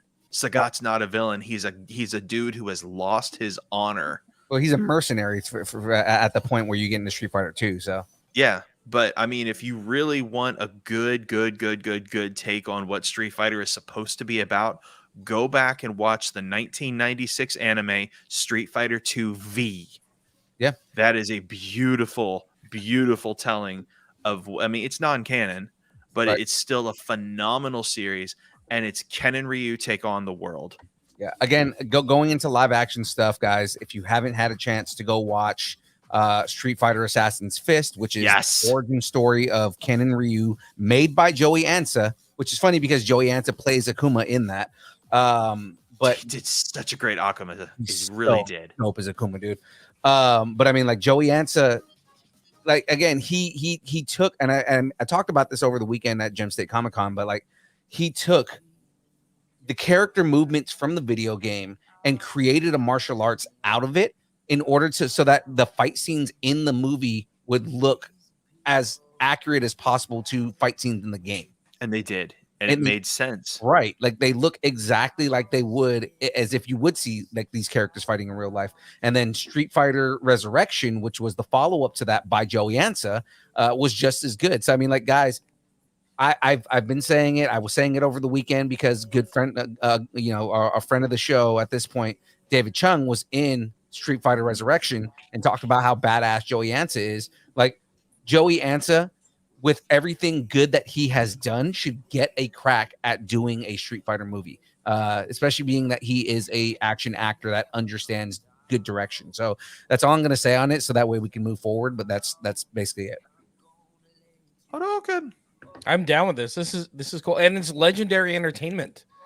So we're talking huge movies, big budget movies like Godzilla and Kong and Jurassic World. So I think they're going to go big with this. Again, budget is not what I'm worried about. It's getting somebody who knows enough about the franchise to treat it with enough care to make it good and respect. Right. Did I mention Detective Pikachu? It doesn't get much better respect than that. Okay. Detective Pikachu is a good example of a good movie respecting a franchise. So yes, it is. It is a good, I can't disagree. An adorable, it is pretty good. Wonderful, heartwarming, heart ripping out movie. Yeah. Ryan Reynolds movie. Mm-hmm. All right, Frey. Yes. Yes, queen. You want to do this one? Yes, princess. Yeah. Some wonderful news from DC's James Gunn. Rumors of co-CEO of DC Studios, James Gunn, has been looking to develop a Wonder Woman animated series on top of the live-action Paradise Lost series that is currently in the works. A fan reached out to Gunn on Twitter, asking Gunn to debunk the rumors before the fans started to create expectations.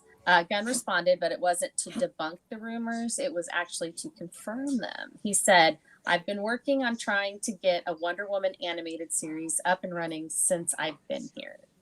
So I think that is more Wonder Woman is always appreciated with this gal. Yeah. And I mean, considering that James has already said that animation, TV, and movies are all going to be in the same universe, it's going to be kind of cool to see, like, you know, an animated series that leads into Paradise Lost.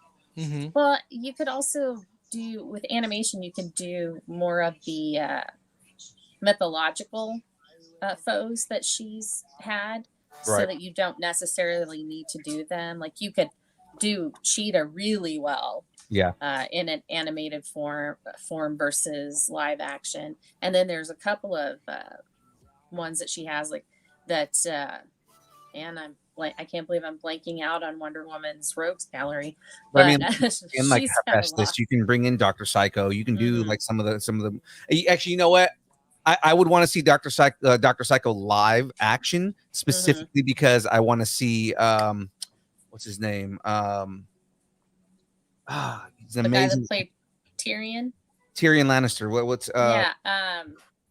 Oh gosh, Peter now I can't. Dinklage. Peter Dinklage. I think Dinklage would be the most badass Dr. Psycho.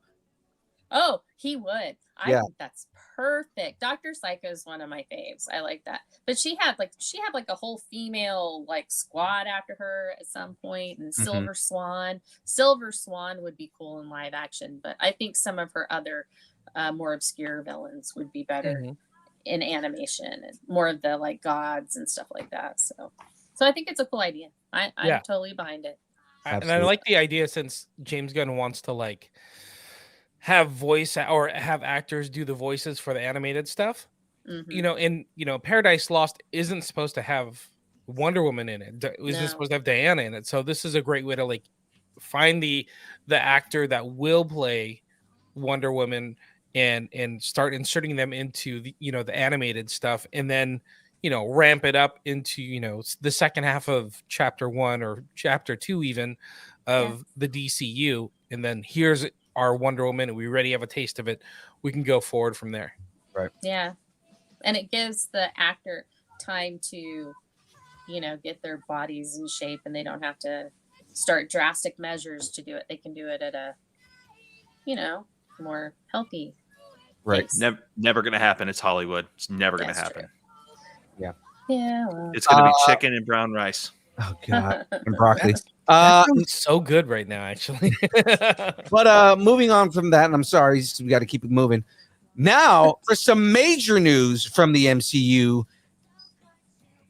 Jonathan Majors, the actor, was arraigned on charges of harassment and assault, but the attorney representing him says that he is completely innocent of charges that he assaulted and strangled a woman in New York City.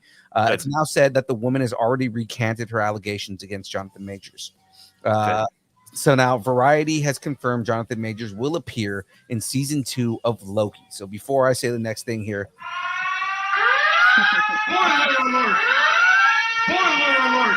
Just got to make sure you guys know there's a spoiler here. So if you got to fast forward it by 30 seconds, do what you got to do. But I'm going to say it now. Hit your button now. Judging from the post-credit scene in Ant-Man and the Wasp: Quantumania, the version of Kang that Majors is playing in season 2 is Victor Timely, a 1920s figure who is showing off his own theories of time to a crowd of people at a circus. Victor Timely is yet another Kang variant from the comics. So I mean, I'm excited for that, because when we saw Victor Timely, I kind of got excited and was just like, oh my God, that's Victor Timely. This is gonna be great. Yeah. No, me too. I knew it was him. Was Ant-Man and the Wasp filmed at the same time Creed 3 was? No, Creed 3 was after. Okay. I don't know, actually. The reason I'm asking is because that little scene in Ant-Man and the Wasp where he threw those 2 lightning fast boxer level left jabs, I was like, no way. There's no way he can fight like that. And I'm like, oh, that's right, Creed 3. So they had to be doing that during his boxing training for Creed 3. But he's also probably been doing that training for a while. So it's not it's definitely not something where he just started doing it like now. Like those 2 jabs looked like they hurt. I like that though. I like that catch. I want to go see that fight scene again, because sounds super cool. You have to.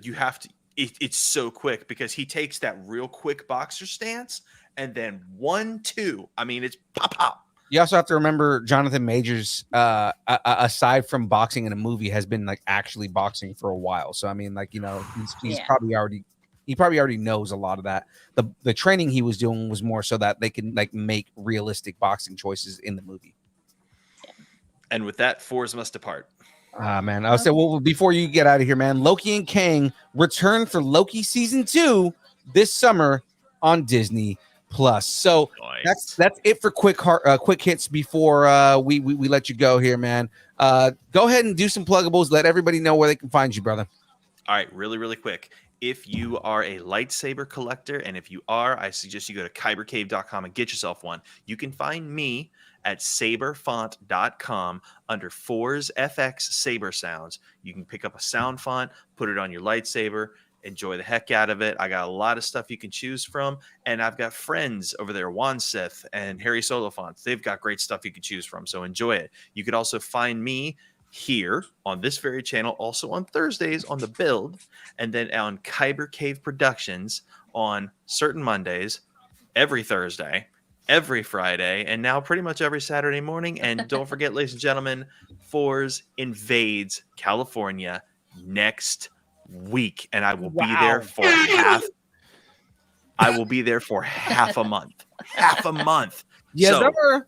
if you are friends of the Kyber Cave, if you are friends to Distance Nerding, if you know these folks in person, come out and see me and say hello. We'll figure something out.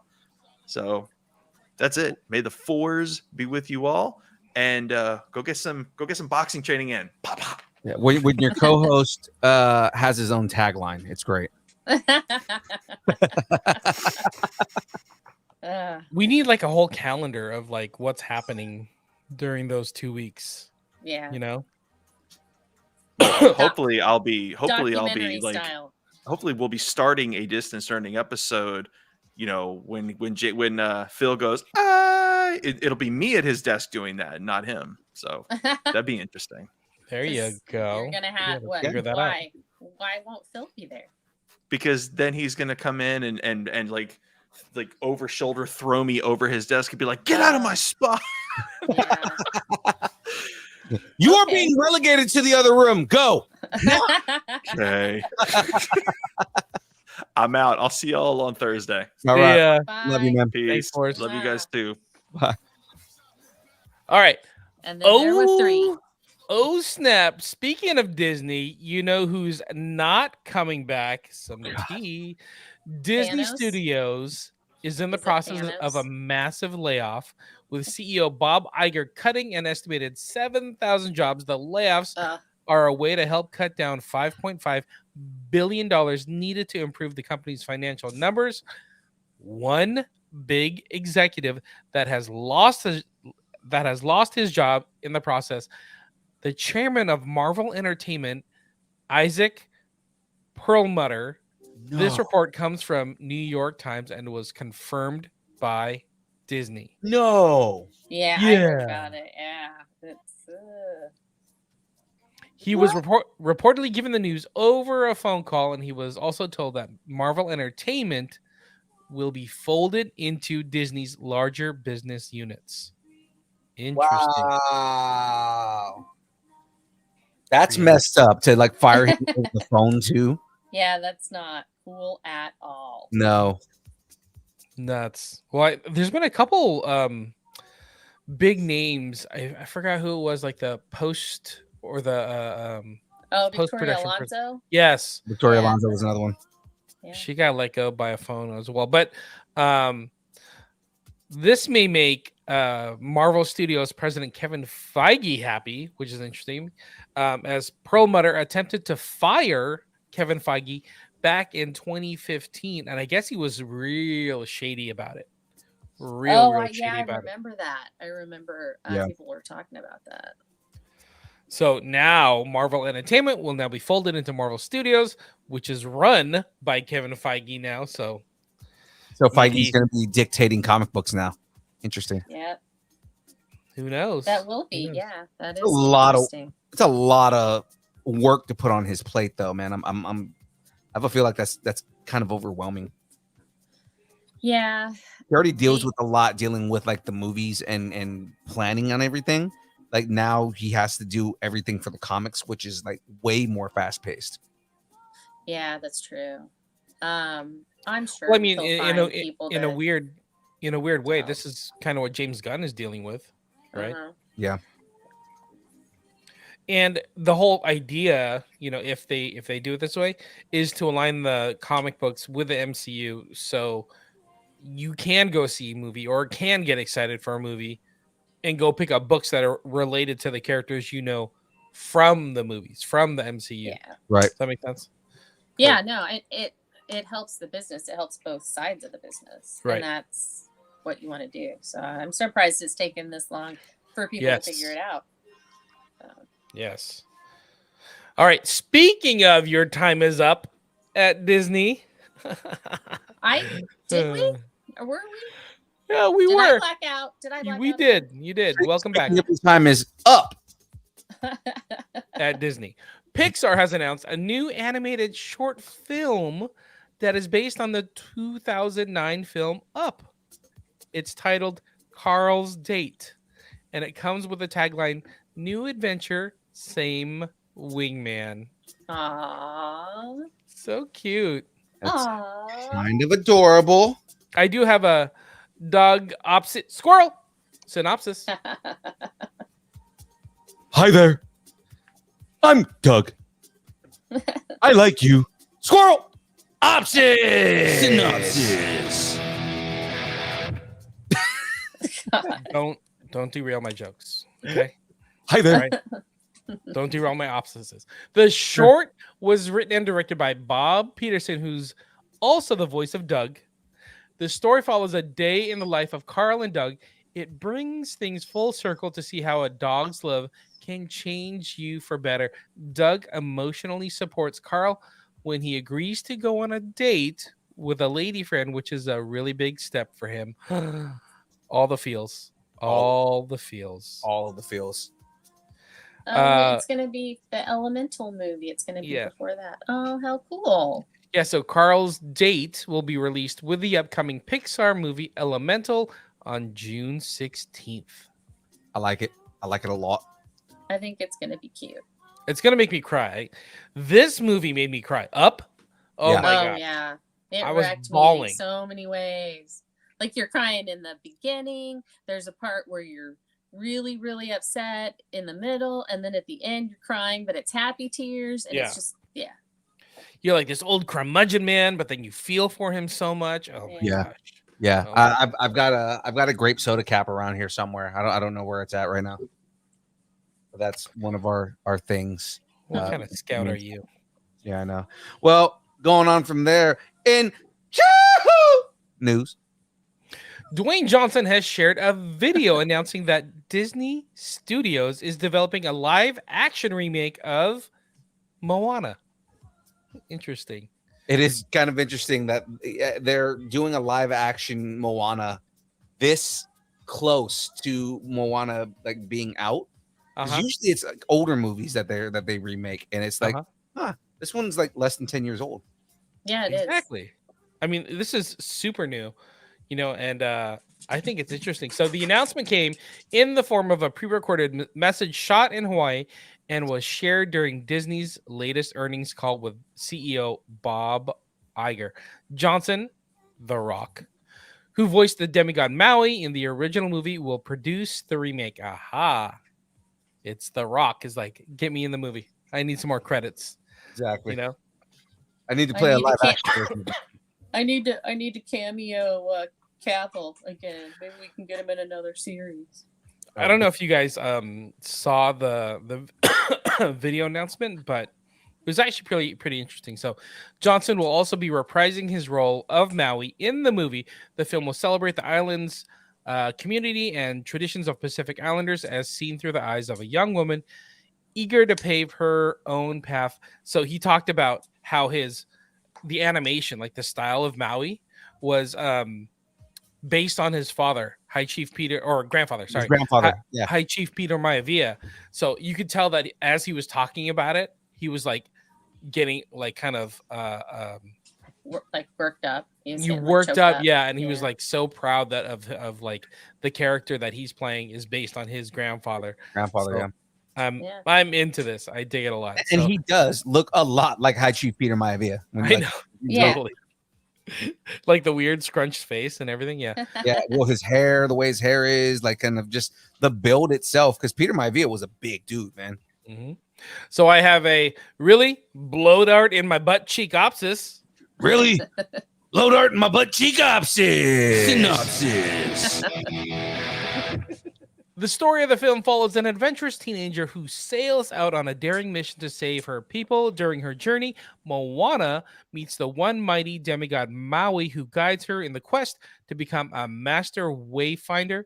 Together, they sail across the open ocean on an action-packed voyage, encountering enormous monsters and impossible odds along the way.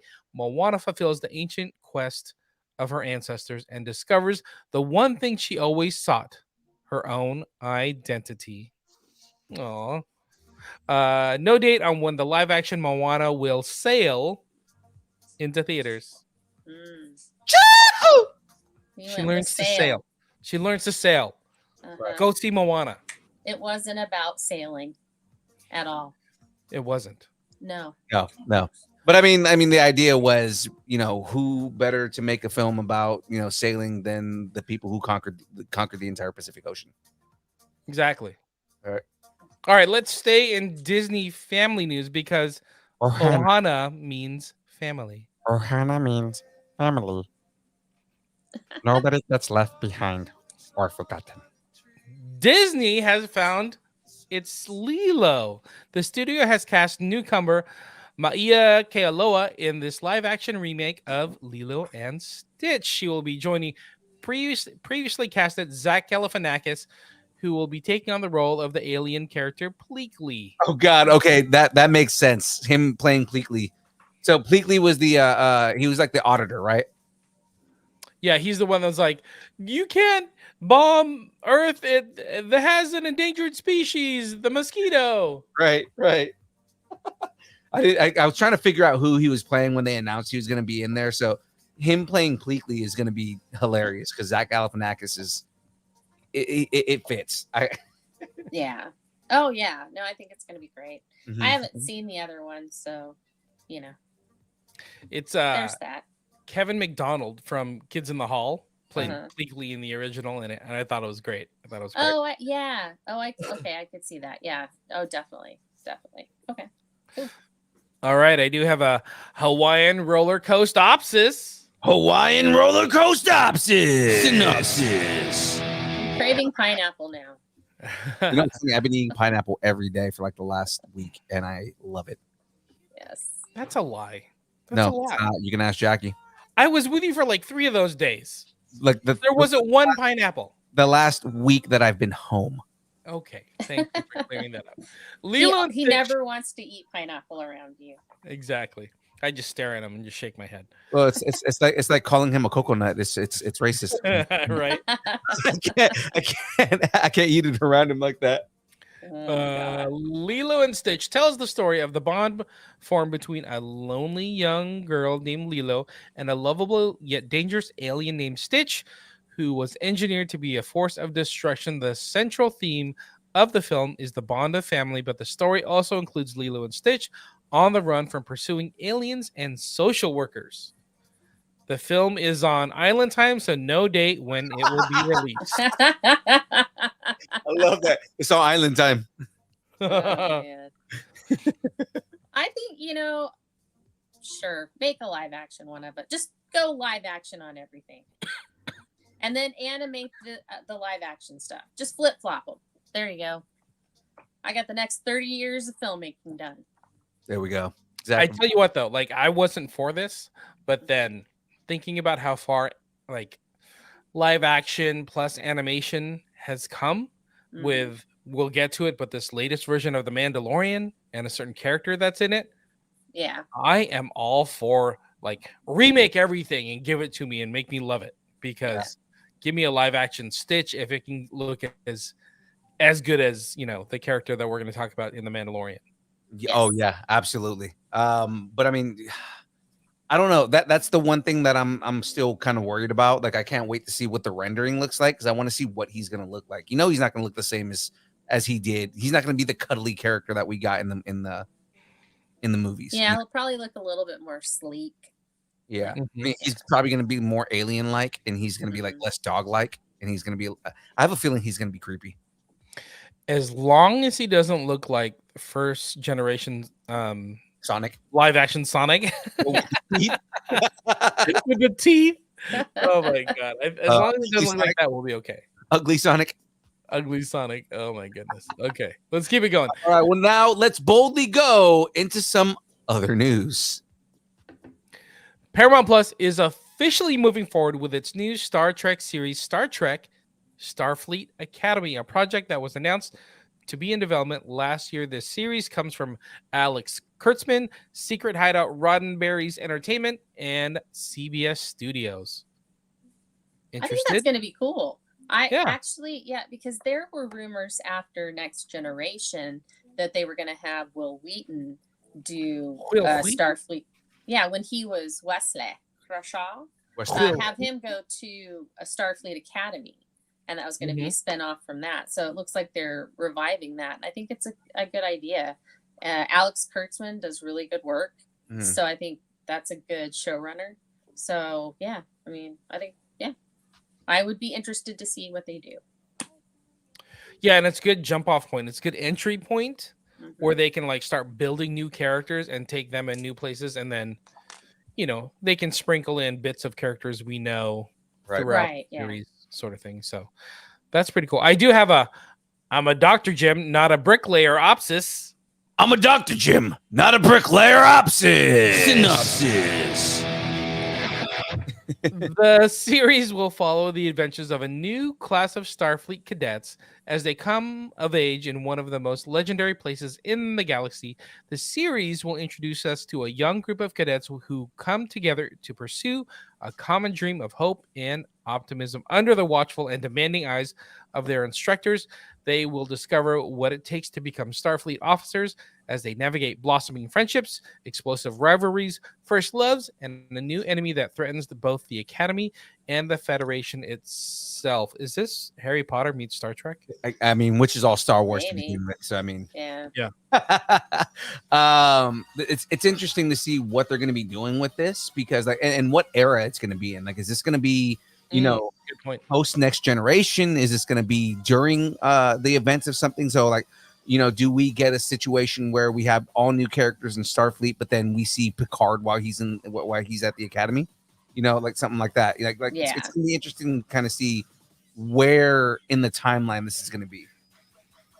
Good point. I didn't think about that, but yeah. I wonder if they're going to base it in San Francisco. It should, because that's where Starfleet Academy is supposed to be. Yeah. It is. That's where all of the big stuff is in San Francisco. San Francisco. The first episode of the series is being written by Gaia Viola and will begin production in 2024. Super. That's cool. I'm kind of excited about the next news because I just have jokes. Okay. All right, let's keep it going. Has WWE sold out? In dastardly mustache news, WWE has been sold to Endeavor. Okay, looking at this picture, tell me he does not look like he's going into his Howard Hughes phase of life, and that he's. I know, right? That's what he totally. Look at those eyebrows. Jeez. Yeah, he's definitely going to be like peeing into jars and putting them in corners and just like complaining about like. The WWE. Yeah, his nails are gonna be super long. Yeah. All right. According to the multiple SEC filings, WWE has entered into a transaction agreement to sell to Endeavor. WWE and Endeavor have agreed to a combined businesses with UFC to form a new company. Kind of interesting. What's interesting about this is like, okay, you're going to combine WWE and UFC, so you're taking something that is specifically sports entertainment, that I mean, you take bumps and bruises, but it's not like actual fighting. Yeah. Versus combining it with something like UFC, which is like next level fighting. It's like beat downs, like you're like beating the crap out of each other for real. You're fighting to an actual knockout, and it's like it's interesting if they're combining it, like how they're gonna separate things, because like UFC doesn't have, at least the way that WWE has it, doesn't have storylines like that. The storylines you get from UFC are like actual rivalries and actual dudes like, you piss me off and now I'm gonna beat the crap out of you kind of stuff. Versus WWE is like a lot of like fabricated storylines. So it's gonna be interesting to see what they do with that. Yeah, it is interesting. So Endeavor will own, own collectively 51% of the fully diluted voting power of the new public company and 51% of the fully diluted economic ownership in hold company, with stockholders of the WWE effectively owning 49%. Okay. So what does that mean? It says that really means Endeavor's in control of WWE, like all the decision making.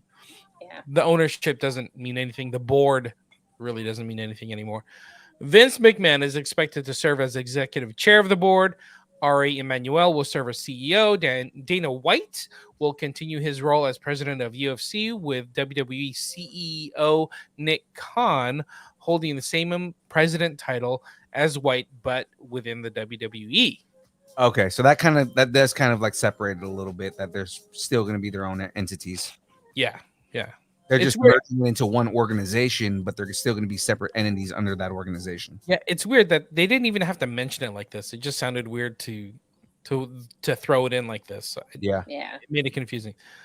The deal is expected to close in the second half of 2023. WWE, interesting. Got $21 billion. So Vince is getting what he wanted out of it. He's, becoming even more of a rich man. What I wonder is, was he overvaluating it the way he did with Fox? Because how Fox is like wanting to pull out of the deal now. And where like Endeavor's like taking it and they're just like, oh, we just gave you $21 billion for something that's not worth that. And Vince is just like, well, you already gave me the money. I'm out. Could be. If it gets him out, that's all right. $21 billion. Yeah. That is 5 times the amount that the UFC sold for. That the Zuffa, the Fertitas, the Las Vegas, gambling Fertitas sold UFC for to Endeavor. Right. And I mean, yeah, WWE is a giant franchise. I mean, so I understand where they evaluated it, where it's at. I don't think it's like making that much money, but I think Endeavor, they're probably going to have better marketing ideas than what WWE was doing. Lucasfilm sold for $4 billion. So think of that. That was like 10, 11 years ago. Yeah. So 5 times the amount. Kept the really profitable thing, Industrial Light and Magic. So yeah, he ain't poor. He also still has a portion of like merchandising rights too. So I mean, like he still makes money. Yeah, I was a little He worried. makes money while he sleeps. Man. I was worried that he wasn't going to be able to make money.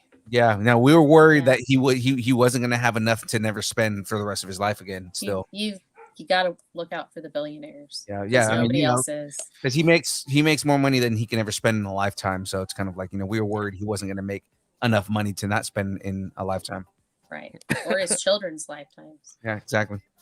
Yeah, until everything crashes and money means nothing, and then we're all just reset. So hey, Vince McMahon's going to have a ton of money to pay off lawsuits, so he'll be fine. Oh my god, the memes that have been like evolving on Twitter between Vince's mustache and Vince just got $21 billion. He's only going to get about 500 of it after he pays his lawsuits.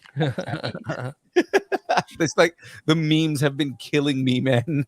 Young Phil, you should grow that dastardly mustache. You know what? All I have to do is shave everything else and then pencil that. Yeah, you should do that. I could easily do like a pencil mustache and just look like a douche. It's great. Halloween costume. No hate. No hate. Now I'm thinking about it. No hate to Chris Neal because he has that pencil mustache. Hide it. Okay, hide it. Speaking of dastardly, last week it was reported that Funko has laid off several employees at Mando and shut down its poster business. We talked about it last week. Some of the people who were laid off include Mando co-founders Mitch Putnam and Rob Jones, as well as Mando senior creative director Eric Garza. Now, Funko has released a statement addressing the future of Mando, and it's actually not as bad as we think it is. Because I mean, they bought Mando last year for $14 million. Now, or actually last week, it was rumored that it was being shut down completely. Like what's happening over at Funko, losing money, yada yada yada.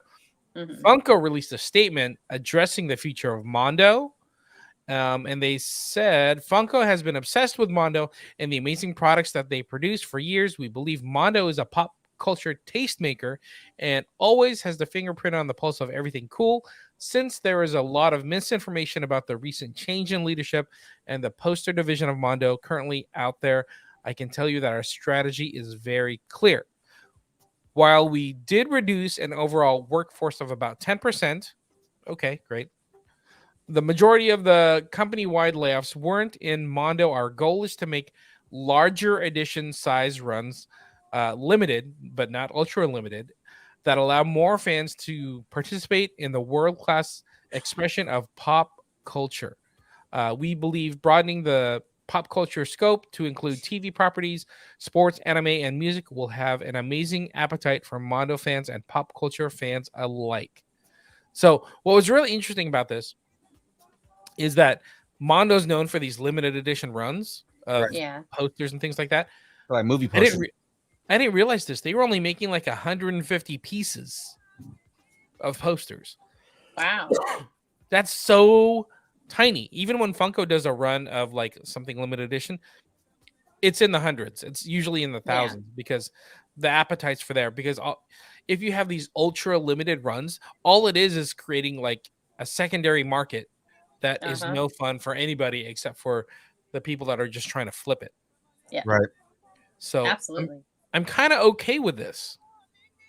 I mean, it kind of sucks that they lost the people that founded the company, but I wonder if what happened was in a conversation, if like Mitch and Rob were like, like Funko was telling them, hey, you guys need to do bigger runs. And they were just like, well, no, we've always done 150, poster runs. We're not doing more than that. It limits us. And they said, well, if you're not going to get on board, then we're just going to let you go. Yeah. Yeah. That happens a lot in that, like, hey, we can't give up our culture. We can't give up the way things are. And like, I mean, it's just a number, but Funko's thinking of the bigger picture. Like, hey, dude, you're making 150 people happy. Let's go make 1,000 people happy. Yeah. Yeah. Or you're making 150 resellers happy, and that's about it. Yeah. Basically. And they're gonna make more than you did on it. Right. So they're gonna make like, way more than you guys did. Yeah. So. And Funko. Check this out. Funko will be investing heavily in the production of vinyl records in the near future, allowing Mando to deliver records to more fans. So they're really making like a record, a vinyl record. Yes, Renaissance, but like a production facility for Mando. We currently have plans to build an almost 70,000 square foot record pressing factory and record store. And a live entertainment venue in San Diego. I'm like, holy crap. Yeah. Okay. So the idea is they're going to be pressing records and then selling records and then at the same time playing live events there. So like, for example, you have Foo Fighters come and play a show and you can press the all of their albums and do like a custom press of their album that's exclusive to that show. And have it like for purchase only at that place. This is actually freaking genius, right? Exclusive poster, exclusive pressing, right? Yeah. And then maybe like again they record the concert and you have a live record album that you can buy exclusively at the Mando store. That is genius. Yeah, right. Yep. So okay, that kind of leads me to where we're going. Nerd question. So maybe this is a good thing for Mando and Funko. What do both of you think? I think it is. I think with the idea of this 70,000 square foot facility that they're building, if it's the idea that I have in my head, I think it's genius. Mm-hmm. Yeah, me too. I think it's yay. Thumbs up. Woo. Yeah, exactly. I like it.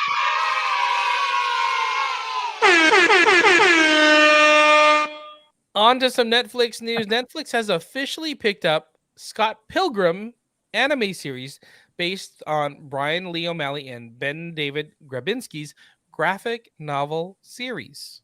I am so excited for this. But I think it's going to be awesome. This is the kicker. The entire cast of Edgar Wright's 2010 film, Scott Pilgrim vs. the World, will be returning to voice the characters. Yes. Yeah, they all did like a joint thing, like recording. Yeah. Of them saying they're back. I thought it was cannot awesome. wait for this. Like, okay, just going into the cast on this, we got Michael Cera as Scott, Mary Mhm. Elizabeth Winstead as Ramona Flowers, Chris Evans. People might know her as Mrs. Obi-Wan Kenobi. Yeah, or not just that. She was I mean, she was in why am I forgetting the name right now?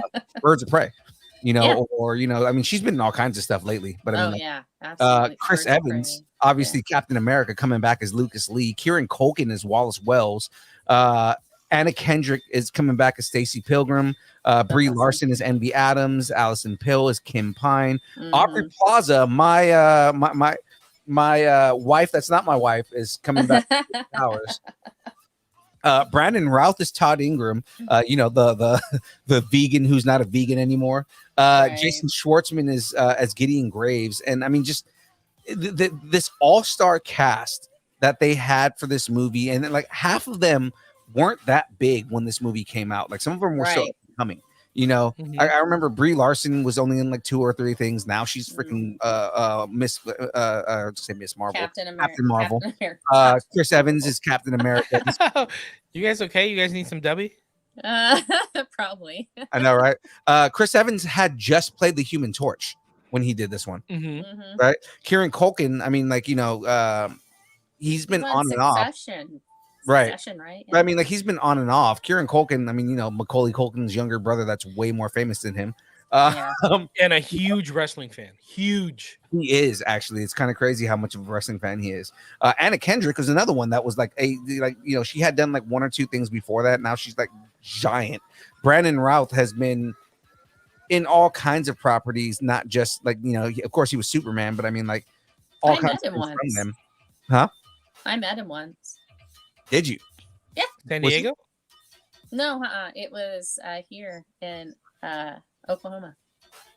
He was at a con. I met him and Katie Cassidy and Sean Gunn all at the same time. So That's it was kinda awesome. cool. Yeah, it was fun. So I mean, I'm super excited for this. And I mean, considering that Netflix is the one that's putting it on, Scott Pilgrim was just on Netflix, and I know we watched it like twice. It's Awesome. awesome. I I made sure my son watched it as soon as I felt he was ready. 'Cause it I was like, funny because it was to one of watch those movies that like I made Jackie watch, and then she was like, "Oh, okay," and then just went and watched it on her own, and I was like, "Oh, so you liked it?" Yeah, I mean it is one of those, like, if you're not nerdy at all, you know, you're like, "Ugh, I don't know, I don't necessarily want to see this," or you have to be into like one of the actors that's in it. But She was on a Michael Cera stint. Like, she was on a Michael Cera stint and was watching everything Michael Cera, and then she was like, "Wait, this is actually really good." I was like, "I'm Yeah, telling you." exactly. Yeah, that's what I think Barbie's gonna be. Did you ever play the video game when it came out? No, I didn't. So there was a 2D side scroller that came out on like consoles, but you had to buy it on like on the store. Like, it wasn't anything you could buy in stores. It was it was like an Xbox store and PlayStation store, like, exclusive. And it was like a 2D side scroller. You played as Scott and Ramona, and it had nothing to do with the movie. It was like its own storyline. But it was great because you collected coins like you do like he does in the movie. Yeah. So like every time you killed an enemy, you could like pick up all the coins on the ground. Yeah, I thought that was so clever. And Yeah, it was great. Well, I mean, because the comic was like that too. That's why I love this whole property, is like how ridiculously nerdy this whole property was. it's like meta in meta in meta. Yeah. It's layered, meta layered. No date when Scott Pilgrim anime will take over the Netflix. I like that. We'll take over the Netflix. Okay, young Phil is getting his Peter tingles on. My Peter tingles are tingling. Your Peter tingles. Your Peter's tingling. Or how Deadpool would say, my common sense is tingling. Sony Pictures Animation and Sony Pictures Imageworks, are developing an original short film set in the world of the upcoming Spider-Man Across the Spider-Verse, and it's titled The Spider Within. Interesting. I know, right? Kind of cool. We're getting a little bit more miles. Yeah. So I do have a Peter Spider, Peter Tingle, Peter Opsis. Peter Spider, Peter Tingle, Peter Opsis. Synopsis. Don't call it a Peter Tingle. That's weird. You got Is it a Parker tingle? That's awkward to say. No, but when in the movie he goes, it's a Peter Tingle. He goes, no, don't call it that. I don't know why you're talking about Peter so much. This is about Miles Morales. Jeez, Philippe, come on. Miles Morales, who is struggling to balance his responsibilities as a teenager, friend, and student while acting as Brooklyn's friendly neighborhood superhero after a particularly challenging day living with these pressures, Miles experiences a panic attack that forces him to confront the manifestations of his anxiety and learn that reaching out for help can just be as brave as acting as an act protecting his city from evil. Kind of interesting. It is. Kind of like I'm just getting dealing with his total anxiety. after school special. Yeah. Hey kids, this is how you can deal with your anxiety. Hi guys, we know anxiety sucks, so here's some info about it. Oh God. We need that Captain America high school VHS thing. So you have anxiety. Right. Put the chair back. So you have Wait, anxiety. No, I totally forgot to tell you guys something during the trailer reactions. Oh my God. Okay, I'm thinking the Blue Beetle movie is gonna be like a movie version of Miss Marvel. Ooh. Oh yeah, It's got so many of those elements of Miss Marvel, just figuring this out, not really knowing what to do, kind of thing. And I get that vibe, like male, he's like the new Miss Marvel, but a guy. Right. Yeah, I totally agree. I was thinking Miles Morales or Tom Holland's trying to figure out the suit kind of thing. But yeah, I totally agree. Miss Marvel. Yeah. I was just thinking about it, popped into my head because it's like it's got some Shang-Chi elements, it's got some, and I was like, but actually that just all describes Miss Marvel because she's got some, familial and traditional roles kind of issues, and so I could see, and he's got those too, and so I could see it. So I think it's going to be good. Right. Totally agree. Anyway, I totally blanked on it, and then it just came right back into my head. Just then. I was like, I gotta tell him right now because I'm gonna forget. You got a Go Peter ahead. Tingle. Yes, I did. All right, back to let's see, what is it called? The Spider Within. The short film is part of Sony Pictures Animations and Sony Pictures ImageWorks' new mentor program, Lens, leading and empowering new storytellers. The new program aims to provide high potential candidates from underrepresented groups an opportunity to gain valuable leadership skills. Okay. Well, that's neat.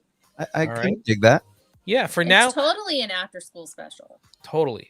It's an after con or after film festival because the animated short will debut exclusively at the Annecy International Animation Film Festival this June. Sweet. Very interesting. Yeah, Indeed. cool. And I like that they're actually, it's not just, hey, it's an animation or it's Sony, but it's like, it's Spider-Man. We're getting Miles that's going through this. Right. Pretty cool. I like that they're using him more, like not relying on Peter Parker, Right. because he's so relatable. Miles is so relatable. Yeah, and he is. Such a good kid. He's such a good kid. Ugh. Like Peter's always like the awkward kind of just like weird kid, but like Miles is like he's also awkward, but not like in the same way that Peter's awkward. I mean, both of them are fairly relatable characters. I mean, that's why everybody loves Spider-Man so much. And I'm not a fan, but I really like Miles. So I don't know what it is. I don't know. And let's not analyze me right now. All right. Good night, Graveyard. I hope you have a good sleep. Night, Graveyard. Game over, man. Game over. The Entertainment Software Association and Reed Pop have confirmed that plans for E3 23 have been canceled. Wow. Wow. And not like canceled like you would cancel a person. Like it's just No, not no, happening. I think there's just not. It's not happening again. Yeah, it's just so That's not happening. crazy. This event was supposed to take place in June, just as this past year E3 events did when they took place, with this year's game convention scheduled to get started on June 13th. They waited so long to finally announce that this is getting canceled. Well, I think just because again, so many like developers and so many different organizations have pulled out of E3. It's like Mhm. at this point, if they were going to still go forward with it, it would just be an indie convention. Yeah, and it just may not be making enough money to make it sustainable to have. Well, they were saying that because there's not enough interest in the event right now. I mean, you know, like PlayStation, Xbox, Nintendo, Ubisoft, EA, who else? Blizzard, which is, I mean, they're all that's all a part of Microsoft at this point. But I mean, like, you know, Blizzard Entertainment and all that kind of stuff. Who else? Did I say Activision? No, Activision. They've all pulled out of E3 to do their own personal events. You know, so like they do their own events and they do their own announcements and everything like that. So when you have all these giant major player studios pulling out of an event like this, it's kind of like, okay, well, who are we promoting at this point? Right. Well, it would be like it's like what Disney and has been doing, you know, D23 and Star Wars Celebration and all that. Announcing bigger stuff there than they would at, say, like a San Diego Comic-Con. And San Diego Comic-Con was the place you did that kind of stuff. But and now they all it's, have their own cons. yeah. So now they have their own events. So Right. I mean, and that's the thing. It's, again, like all the big industry leaders having their own events, but wanting to do all of the announcements at their events. You know, like if they would do something like that, because you know, like Marvel and Disney went back to San Diego Comic-Con, and they made it so that they can just like do staggered announcements, and they don't have to blow their entire wad all at once. You know, so it's like, you know, that's what that's what these like PlayStation, Xbox, and Nintendo, that's what they could be doing, is like, okay, here are some big announcements that we're doing on our own, but then do like the giant announcements at E3, you know. And it's like, yeah, I mean, I both understand and don't understand why everybody's just pulling out of E3, you know. Who knows? That's sad. All right, that was the last news story. So with that being said, see, we ended on a downer. See, this is why we put all the bad stuff at the front. Yeah, but you know, with that all being said, let's get back into some happy news, because, ladies and gentlemen, it's time for the breakdown. We got merch. Oh, no, sorry. Break it down. Talk about it. Again, the production value that you put in is amazing. I put a lot of work into this, sir. Oh my goodness, that's funny.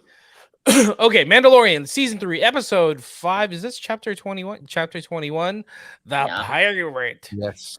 One of the most story-intensive chapters. It opens with Grief Karga continued efforts to establish Navarro as a legitimate colony, only for the pirate king Gorian Shard to seek retribution for the death of his men earlier in the season. This episode enjoyed a long running, affording director Peter Ramsey plenty of opportunity for spectacular action scenes.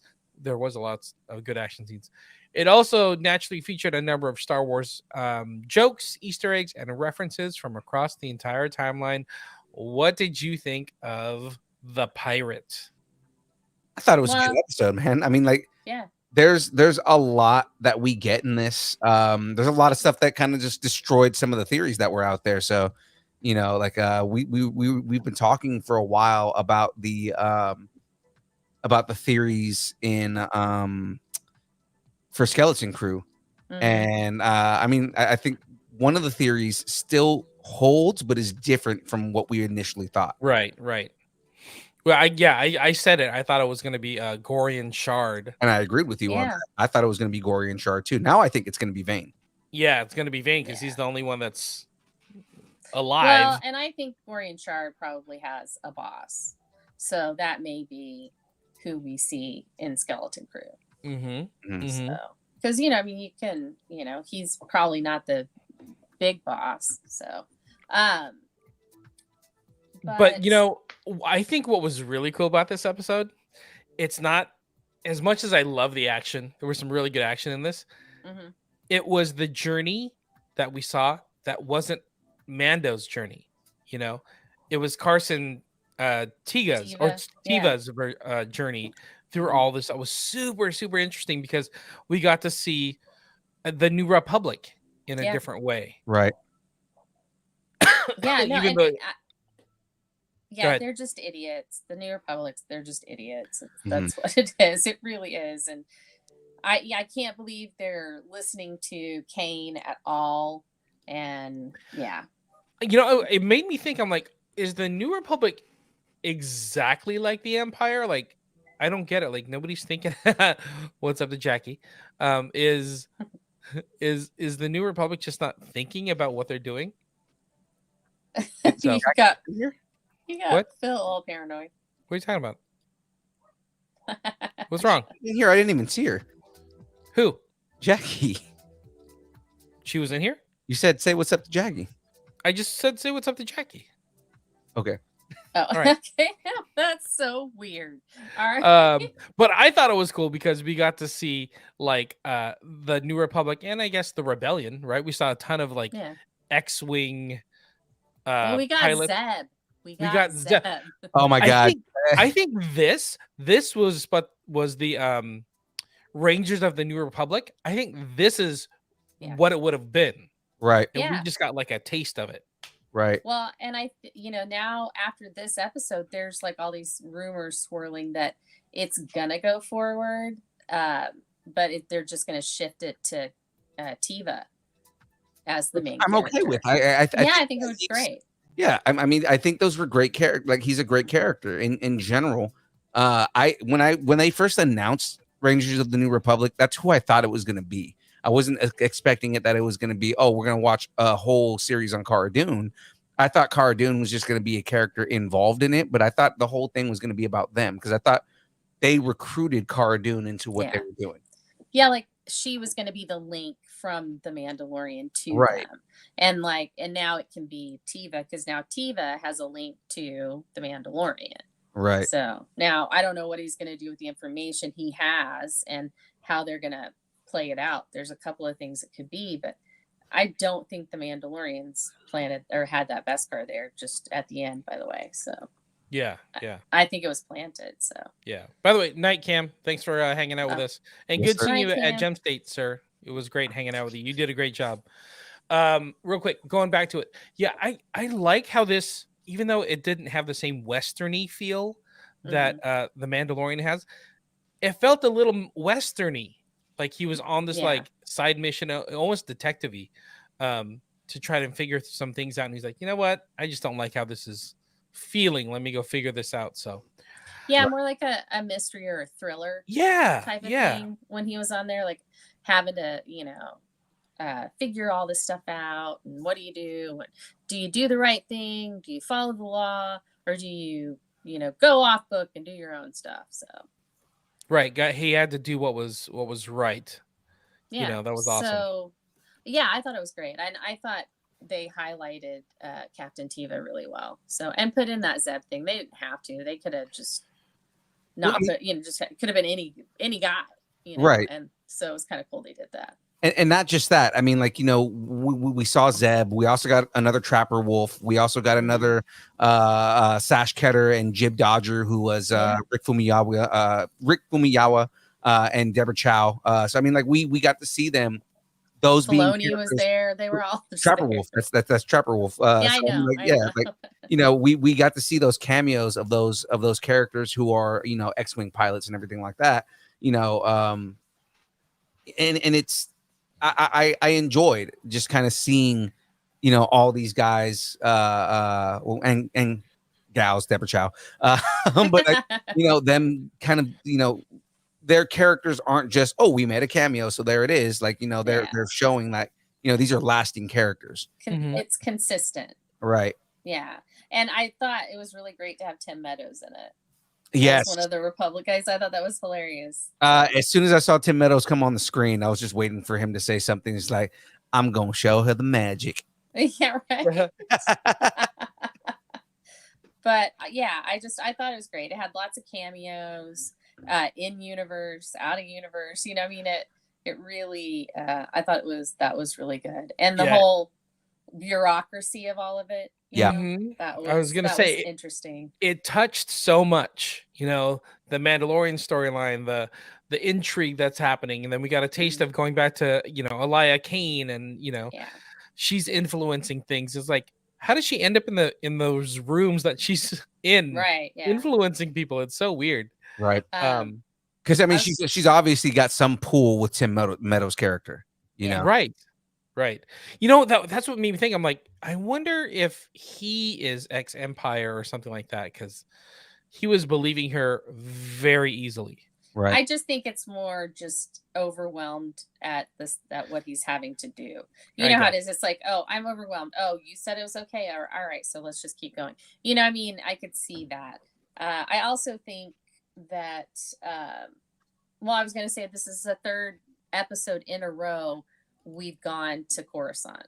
Right. Good point. So that's an interesting development, So I keep in mind the idea that you brought up, Frey Girl, like maybe like 2-3 episodes ago, that she's working for Thrawn. Oh, I absolutely think she is. I think all of this. I think Thrawn is the one that got that broke Gideon out.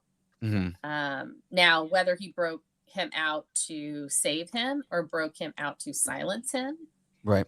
Those are two different things. But yeah, I think him being released or being rescued was Thrawn or some of Thrawn's agents, and I think Kane is one of those agents. So she's just got a different mission. Yeah, if you tell me that they planted that Beskar and that was Thrawn's doing, I'm like, that would be genius. That would be a genius way to introduce Thrawn, And I thought it was really cool how they have that like alien type scanner. That was really I thought neat. that was super cool. That whole thing reminded me of what like Aliens or like absolutely Titanic, when they did the thing where it was like in the water and it was just there was no sound, and it was really good. Yeah, I mean, there was definitely alien vibes at the end when Carson's looking at the at that ship. You know, like the way that that his droid light is going on, the way that the probe goes in, like they definitely have some references to Alien there. Oh, I know. Yeah. So dope. So and dope.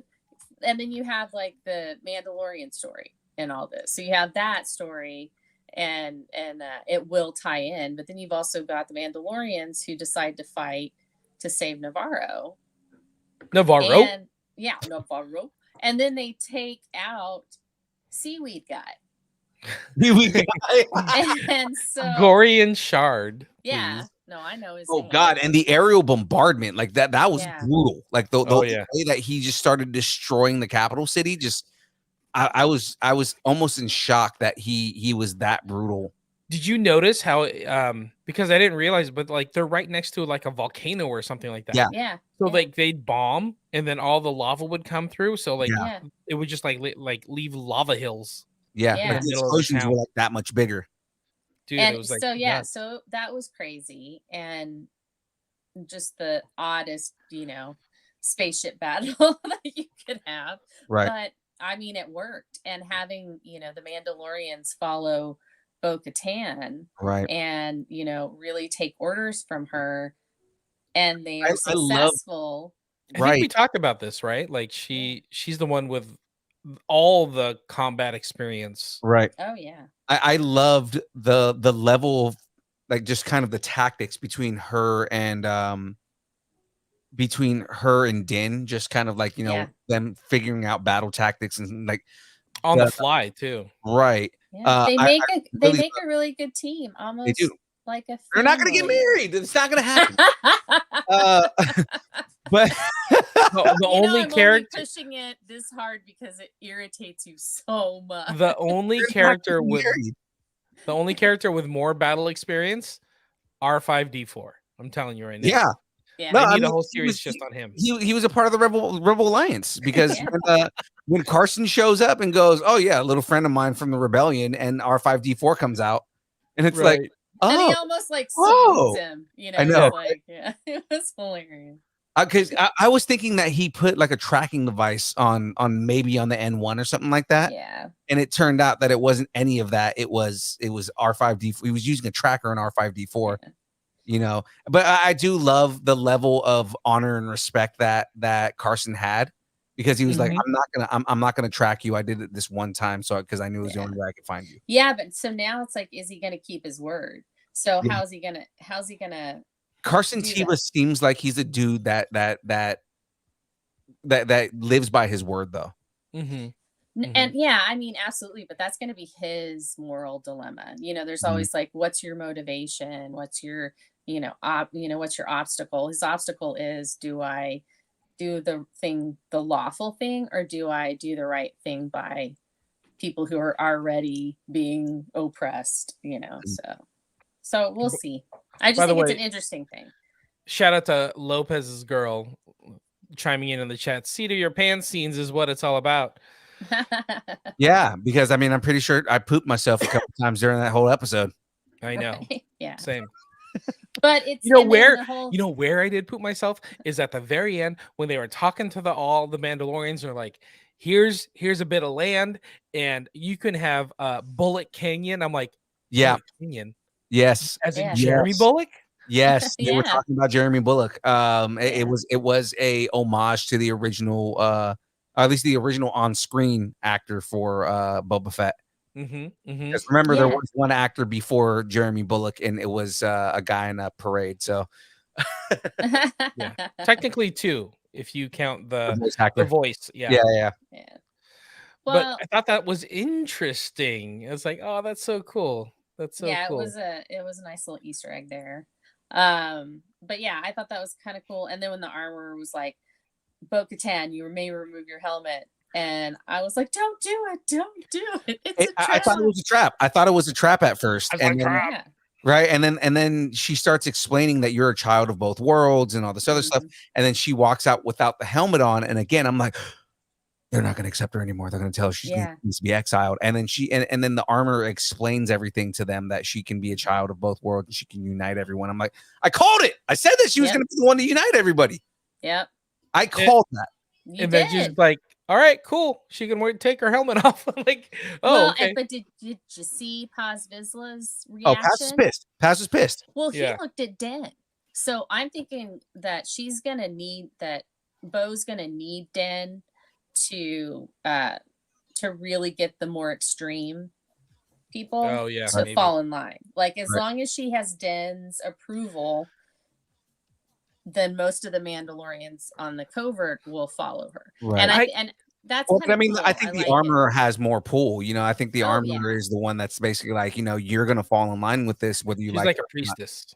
Right. Yeah, but so Den's really earned the respect of a lot of them. Right. Which also, if we're going to talk about her being a priestess, tell me she was not badass knocking people out with that hammer. Oh yeah, yeah. It was so dope when she Well, when if she goes inside that gun nest and starts knocking everybody with the hammer. Mm-hmm. No, I was gonna say if your so sick. religion is weapons, Right. then your high priestess would have to be a master of all weapons, right? Right. So I mean that was really cool. I just like that she did it and she didn't really have to she just swung the hammer like what 5-6 times. Yeah. She did. No, I mean it was she out Thored Thor with that. oh yeah. She would be worthy. Okay, I got a question for you guys. So Okay. at the end, Din's like, I'm gonna get this plot of land from Grief Karga, and I'm gonna give it to you guys. That's gonna be our new Mandalore, whatever, new home base. We're gonna be accepted. Sure. Yeah. Why don't they just go back to Mandalore? They know it's That's where they're I think going. it's I think because I keep thinking like, why don't they go back to Mandalore? I think part of it is also because they also do need like sustainment. Like they do need to be able to like grow food and things like that. I think that the planet is completely glassed at this point, so it's like they're gonna have to terraform if they want to go back to Mandalore. Okay. which in Star Wars technically exists, but not within this iteration of Star Wars right now. Terraforming existed in the new in Knights of the Old Republic. So Yeah. but I mean, again, because that's not fully canon yet, like we don't, we can't bring that back up yet. But I mean, like they could easily bring in the idea of terraforming and terraform Mandalore all over again, so that it can become inhabitable again. I also think that makes sense. They're going to I think the ultimate goal is to go back to Mandalore. Right. And I think that's probably going to be what next season focuses on. But this season is going to be, let's build our place on Navarro. That'll be our home base. And they'll have Mandalorians go off and check out Mandalore and see if it's, what's habitable, what exactly is going And on. that's, So that's if we get another season, because Bob Iger's talking about canceling the Mandalorian right now. Yeah. Well, he's an idiot if he does. Yeah. His whole thing is he wants to go back to films. So he's saying that the plan is he wants to cancel Star Wars TV shows and go back to making Star Wars films, which I agree is a dumb idea. I think you get way better storytelling with the long form stuff. Some stories need to be told in a series form. Right. And some need to be told in a, compact story form. This is it's a marathon and a sprint. That's it. You have some stories that are a marathon. You have some stories that are a sprint. Right. And that's what I think. The time in between the episodes means a lot. Like having this time where we can digest and reflect about what happened in the episode versus here it is nonstop for 2.5 hours. You're done. Yeah. What things need a little bit of time to have meaning. Then you have 3 years to talk about the next movie, right? So it's Whereas with shows, I mean, even when it was a year and a half for this now, but I'm happy to wait a year and a half for a long form story. Right. I think it's a mistake. So I think, and also canceling a show that basically brought people back. Yeah. I mean, it revitalized Star Wars. Yeah. After it really did. Showing of the last trilogy. Right. Not just Star Wars, but Disney Plus as well. Because the Mandalorian, Disney Plus launched with the Mandalorian. It's the only reason people came to Disney Plus was literally to watch the Mandalorian. And then if they cancel it, all those people that were there for that, they're gone for good. Yeah. So I think they're gonna find a way to wrap this in a certain way, but I think they're gonna cancel this or maybe just end this series to kind of sprout on other series. Right. I think what's gonna happen is that if this is here, it's always gonna be overshadowing all the other series, just like Book of Boba or Andor or whatever else is coming, Skeleton Crew. So I think it's just a matter of them kind of hey, let's let some other things shine and see what happens. And maybe something else will stick. The other thing is possibly just make that shit as good as this, and it won't. And nobody's overshadowing anybody else. Give me that R5D4 series, and then we can talk about. I was gonna say the thing is that with Iger announcing that he wants to cancel Mandalorian after season 3, doesn't necessarily mean that the storylines end. That could just be that he wants to go into another direction with a different series. So it could be okay, this whole series is about the Mandalorian and his child, and then the next series is Knights of Mandalore or something like that. End the Mandalorian and then it becomes the Mandalorians. Not really, yes, right? Yes, I like that idea. Right, I think that's because they're already doing that with Marvel. Marvel. Well, the way they're doing it with Marvel is you're not getting season 1, season 2, except for one-offs like Loki. But you're getting the idea of WandaVision was a one-time limited series, and the follow-up to that is the new Vision series that they're Vision Quest, right? That they're going to be doing. So before we jump into the end here, in a weird way, the follow-up to that was Doctor Strange and the Multiverse of Madness. So having those things go back and forth, I think is cool. Right. But yeah, James, what is your rating on the episode itself? I will give this 9 Corsarian ships crashing into a volcano, to 10 Mandalorian Death Watches jumping out of a ship shooting up all the pirates, because it was really cool. That was pretty dope. Frey, what's your rating? 9 Bo-Katan's helmets out of 10 Grogu shocked looks. He is very adorable. Yes. He is very adorable. Ladies and gentlemen, I give this considering the episode itself and everything that we got out of it, I'm gonna give this 9. I don't remember the race's name, but 9 Zebs without the backwards legs. I don't know if you guys noticed that. Oh yeah. He didn't have backwards legs. He didn't have his little raptor legs like he did in Rebels. Well, he also Really? had like pants on, so you wouldn't have been able to see him as well. But yeah. I don't know, because I was really looking at that. I rewinded that scene a couple times. I was like, his legs don't look right. Yeah. But Zeb without his backwards legs, out of 10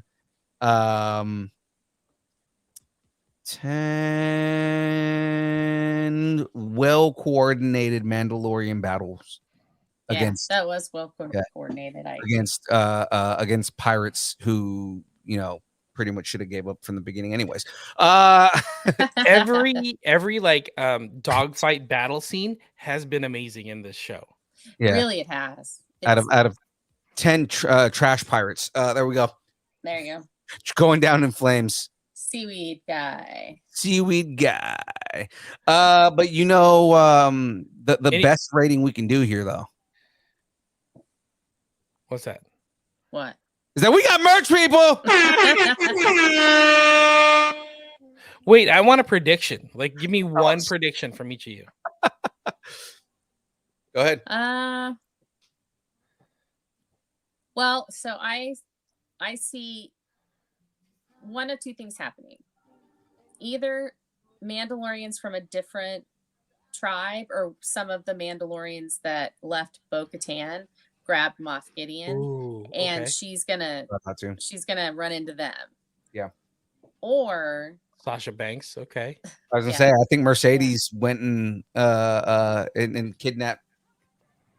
Yeah, but see, I don't think that may not happen, because they wanted the dark saber from him.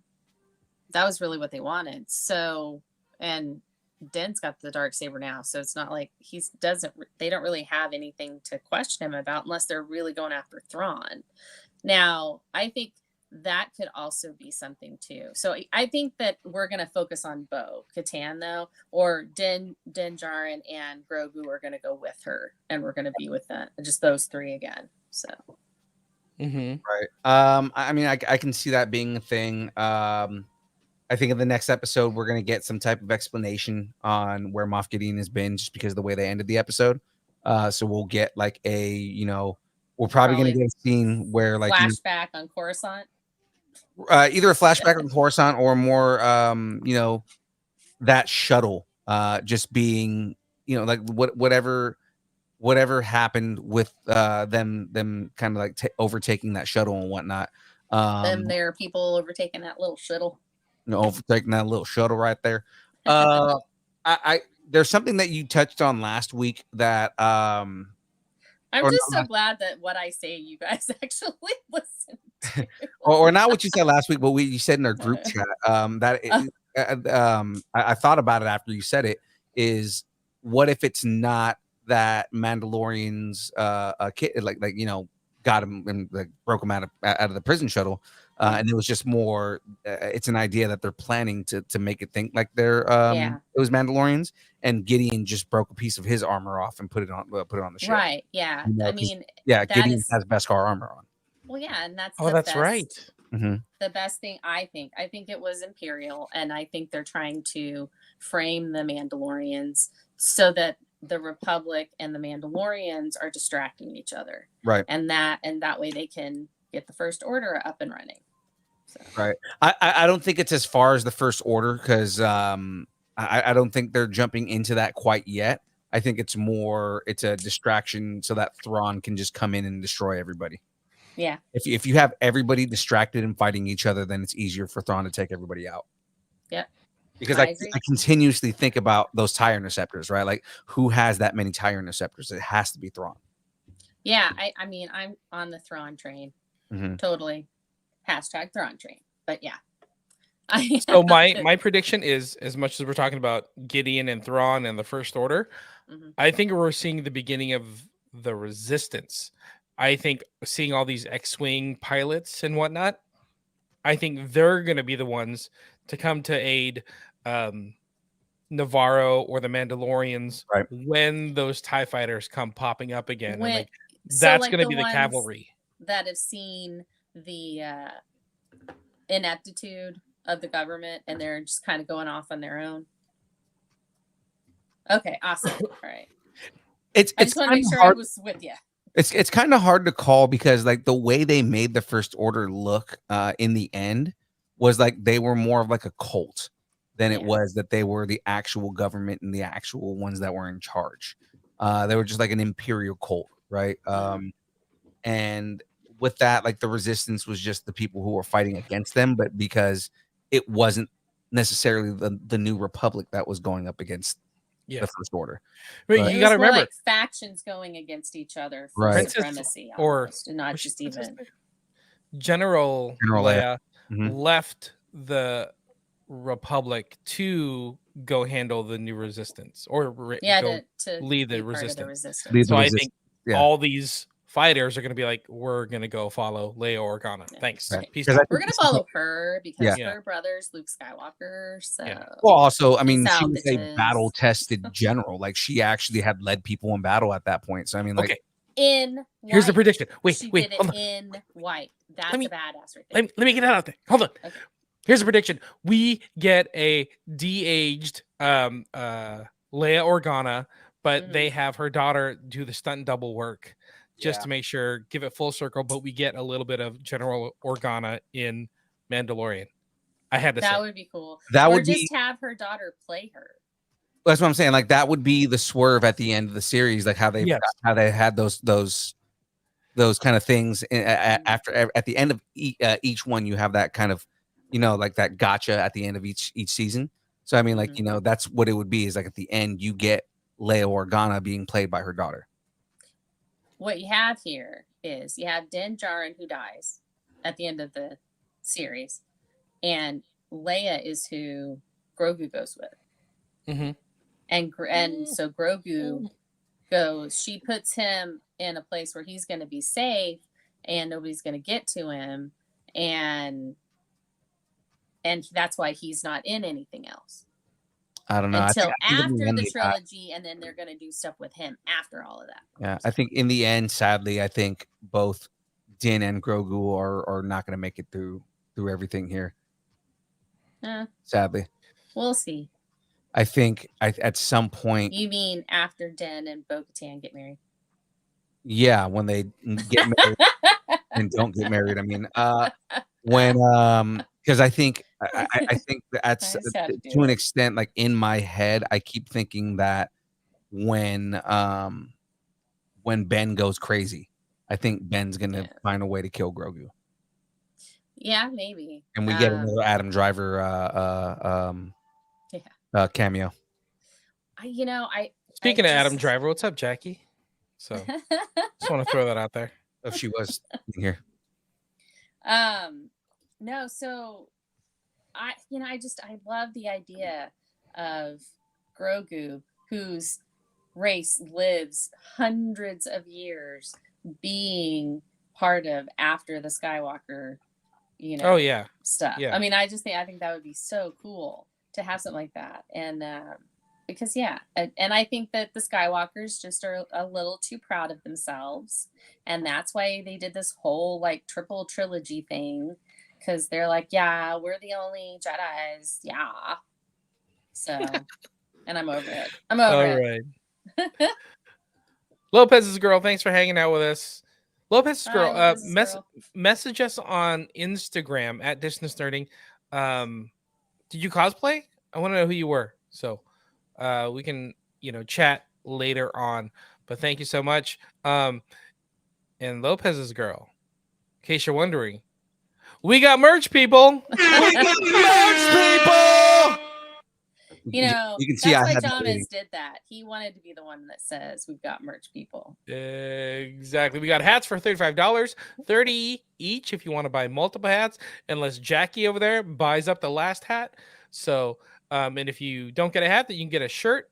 Shirts are $20 or $25 if we have to ship it to you, whoever's in Boise, Idaho. Or if you want, go check out the lucharillas.com. I'll post a link in the chat. Philippe was rocking one of those Lucharilla shirts, the Nerdorilla. Yep. The one you guys see on the screen right now. I was rocking that Distance Nerdorilla shirt at the on Saturday over at Gem State Comic Con. Cool. Very cool. They got some cool stuff. All right, what's next for us, young Philippe? Well, ladies and gentlemen, let's talk a little bit about our schedule. So of course, on Mondays, we normally have our game streams from 8 to 12. I did not play this Monday mainly because I had to go in for work because I took Saturday off for Gem State. So love you guys, making the sacrifices so that I can continue on for you guys. But I am currently playing Hogwarts Legacy, so you guys can watch me Harry Potter it up on Mondays. Tuesdays, the show you're watching right now from 6:30 to 8:30, The Download, where we talk news, rumors. We talk about all the things. Of course, you just saw the breakdown right now. Everything nerdy, we talk about all of it. Thursdays, The Build from 6 to 8 on Twitch, YouTube. Hang out with Young Phil as I build Legos and we talk nerdy stuff and hang out with nerdy friends. So actually during the course of this show, our guest for Thursday had to reschedule. So David Chung, who was at Gem State Comic Con over the weekend, was scheduled to come on this Thursday, but he has an audition. So no, do that. That's money. Yeah. So basically, I am not gonna, I'm not gonna, as much as James would want him to prioritize our show over his work. I didn't make him do that, so he's gonna be on the 28th. So at the end of the month, he'll be on because he's got filming for the next 2 weeks after this week. So he's filming another project. I just need you to post his Gem State interview. Oh yeah, so I can just listen to that over and over because he And dropped some listen to his voice. nuggets. He dropped some nuggets in that one. That was awesome. Oh yeah, he definitely did. And like I said, you get to listen to that beautiful British accent of his. So that's it right there, guys. This Thursday is basically just going to be us having some fun, talking nerd stuff, me building the DeLorean. And we are currently doing the best MCU movie bracket. Maybe you do the Tales from the Thick. Maybe we do Tales from the Thick. Yeah, there you go. Tales from the Thick on this Thursday. Yeah, depending on who's on. I'd like to say this: on Tuesdays we break you down, so on Thursdays we can build you up. Oh my God! I never put 2 and 2 together. And That 2 and is 2, so good. 2 and 2 together is 4s. There you go. I hate both of you right now. All right. So before we go, Frey, you do stuff outside of Distance Nerding. Tell everybody where they can find you outside of the DN. You can find me on Kyber Cave Productions. I do the Saturday morning nerd out every week with Graveyard and Fours. And then I also, there's a lot of other people that do that. There's a Discord for Kyber Cave Productions as well. I'm mod there. I'm on the Discord for Distance Nerding as And mod well. it because I don't know how. And mod it. So I believe the words were keys to the castle of Discord. Oh yeah, she got the keys to the castle.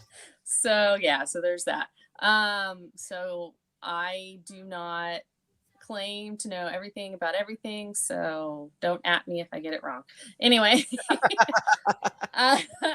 and then I am also a mod with the New Rockstars channel, YouTube channel. I mod for their Discord as well. The break room has taken a month off, but I'm also the mod for the break room. It's Monday through Friday at 3 p.m. Pacific Standard Time. So I Awesome. think that's about it. Yeah, I think that's me. Cool.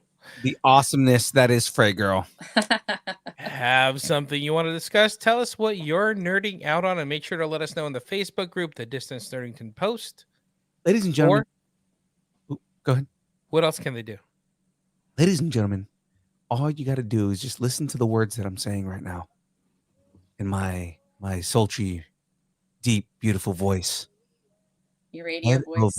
It's my radio voice. Head over to distancenerding.com and click on the top left corner, and you'll see a little button there that says buy us a taco. Ladies and gentlemen, you can buy us a taco. All you got to do is head over to distancenerding.com and do that. Buy us that taco. And what do tacos do? They help us continue to make content for you guys. They help us continue to go to cons and shows and promote all the different things and have fun. We've got some awesome guests that we're trying to line up right now, and can't wait to talk to all of them for you guys, and just have all the fun. So ladies and gentlemen, go and buy you a taco. Of course, you can connect with us at Instagram, Facebook, Twitter, Twitch, TikTok, YouTube, Discord, all at Distance Nerding. Of course, if you want us to read what your thoughts are on the interwebs and have them on the podcast for posterity, I refuse to read them because no one has done it. I'll read. Been begging and begging. Well, when you guys do send us an email at distancenerding@aol.com, and we will read it on air. Whatever your thoughts are, whatever it is that's on your mind, just it's become a joke at this point, so I'm not changing it. Change the graphic. I am not changing the graphic. At distancenerding@aol.com. Send us an email, ladies and gentlemen. Do it. Because then we'll read it on air. We'll have a whole bunch of fun, and you'll get to see and put like weird punctuation stuff in there because I'll read it. Yeah, whatever you put on the teleprompter, I'll read it. Redeem yourselves in my eyes. Earn my respect for sending us an email. That's what I want now. There you go. Don't you want to be respected? Yeah, we all do. Send an email. That's all I'm saying. There you go. Thanks, and keep nerding together. Ladies and gentlemen, it is now time for the dance party. Let's get the dancing. Is that a group? Yep.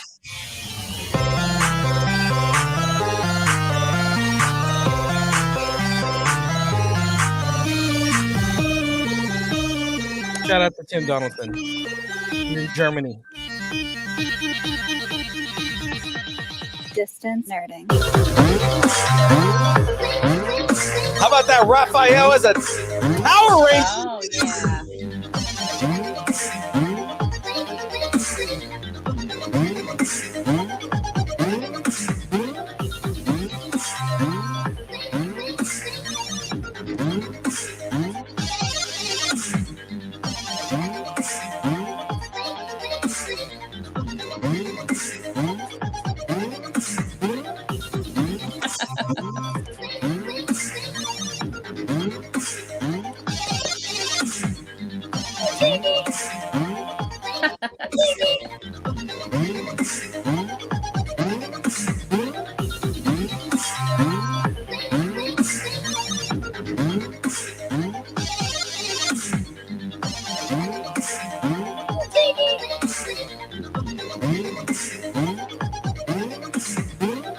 We'll see everybody on Thursday.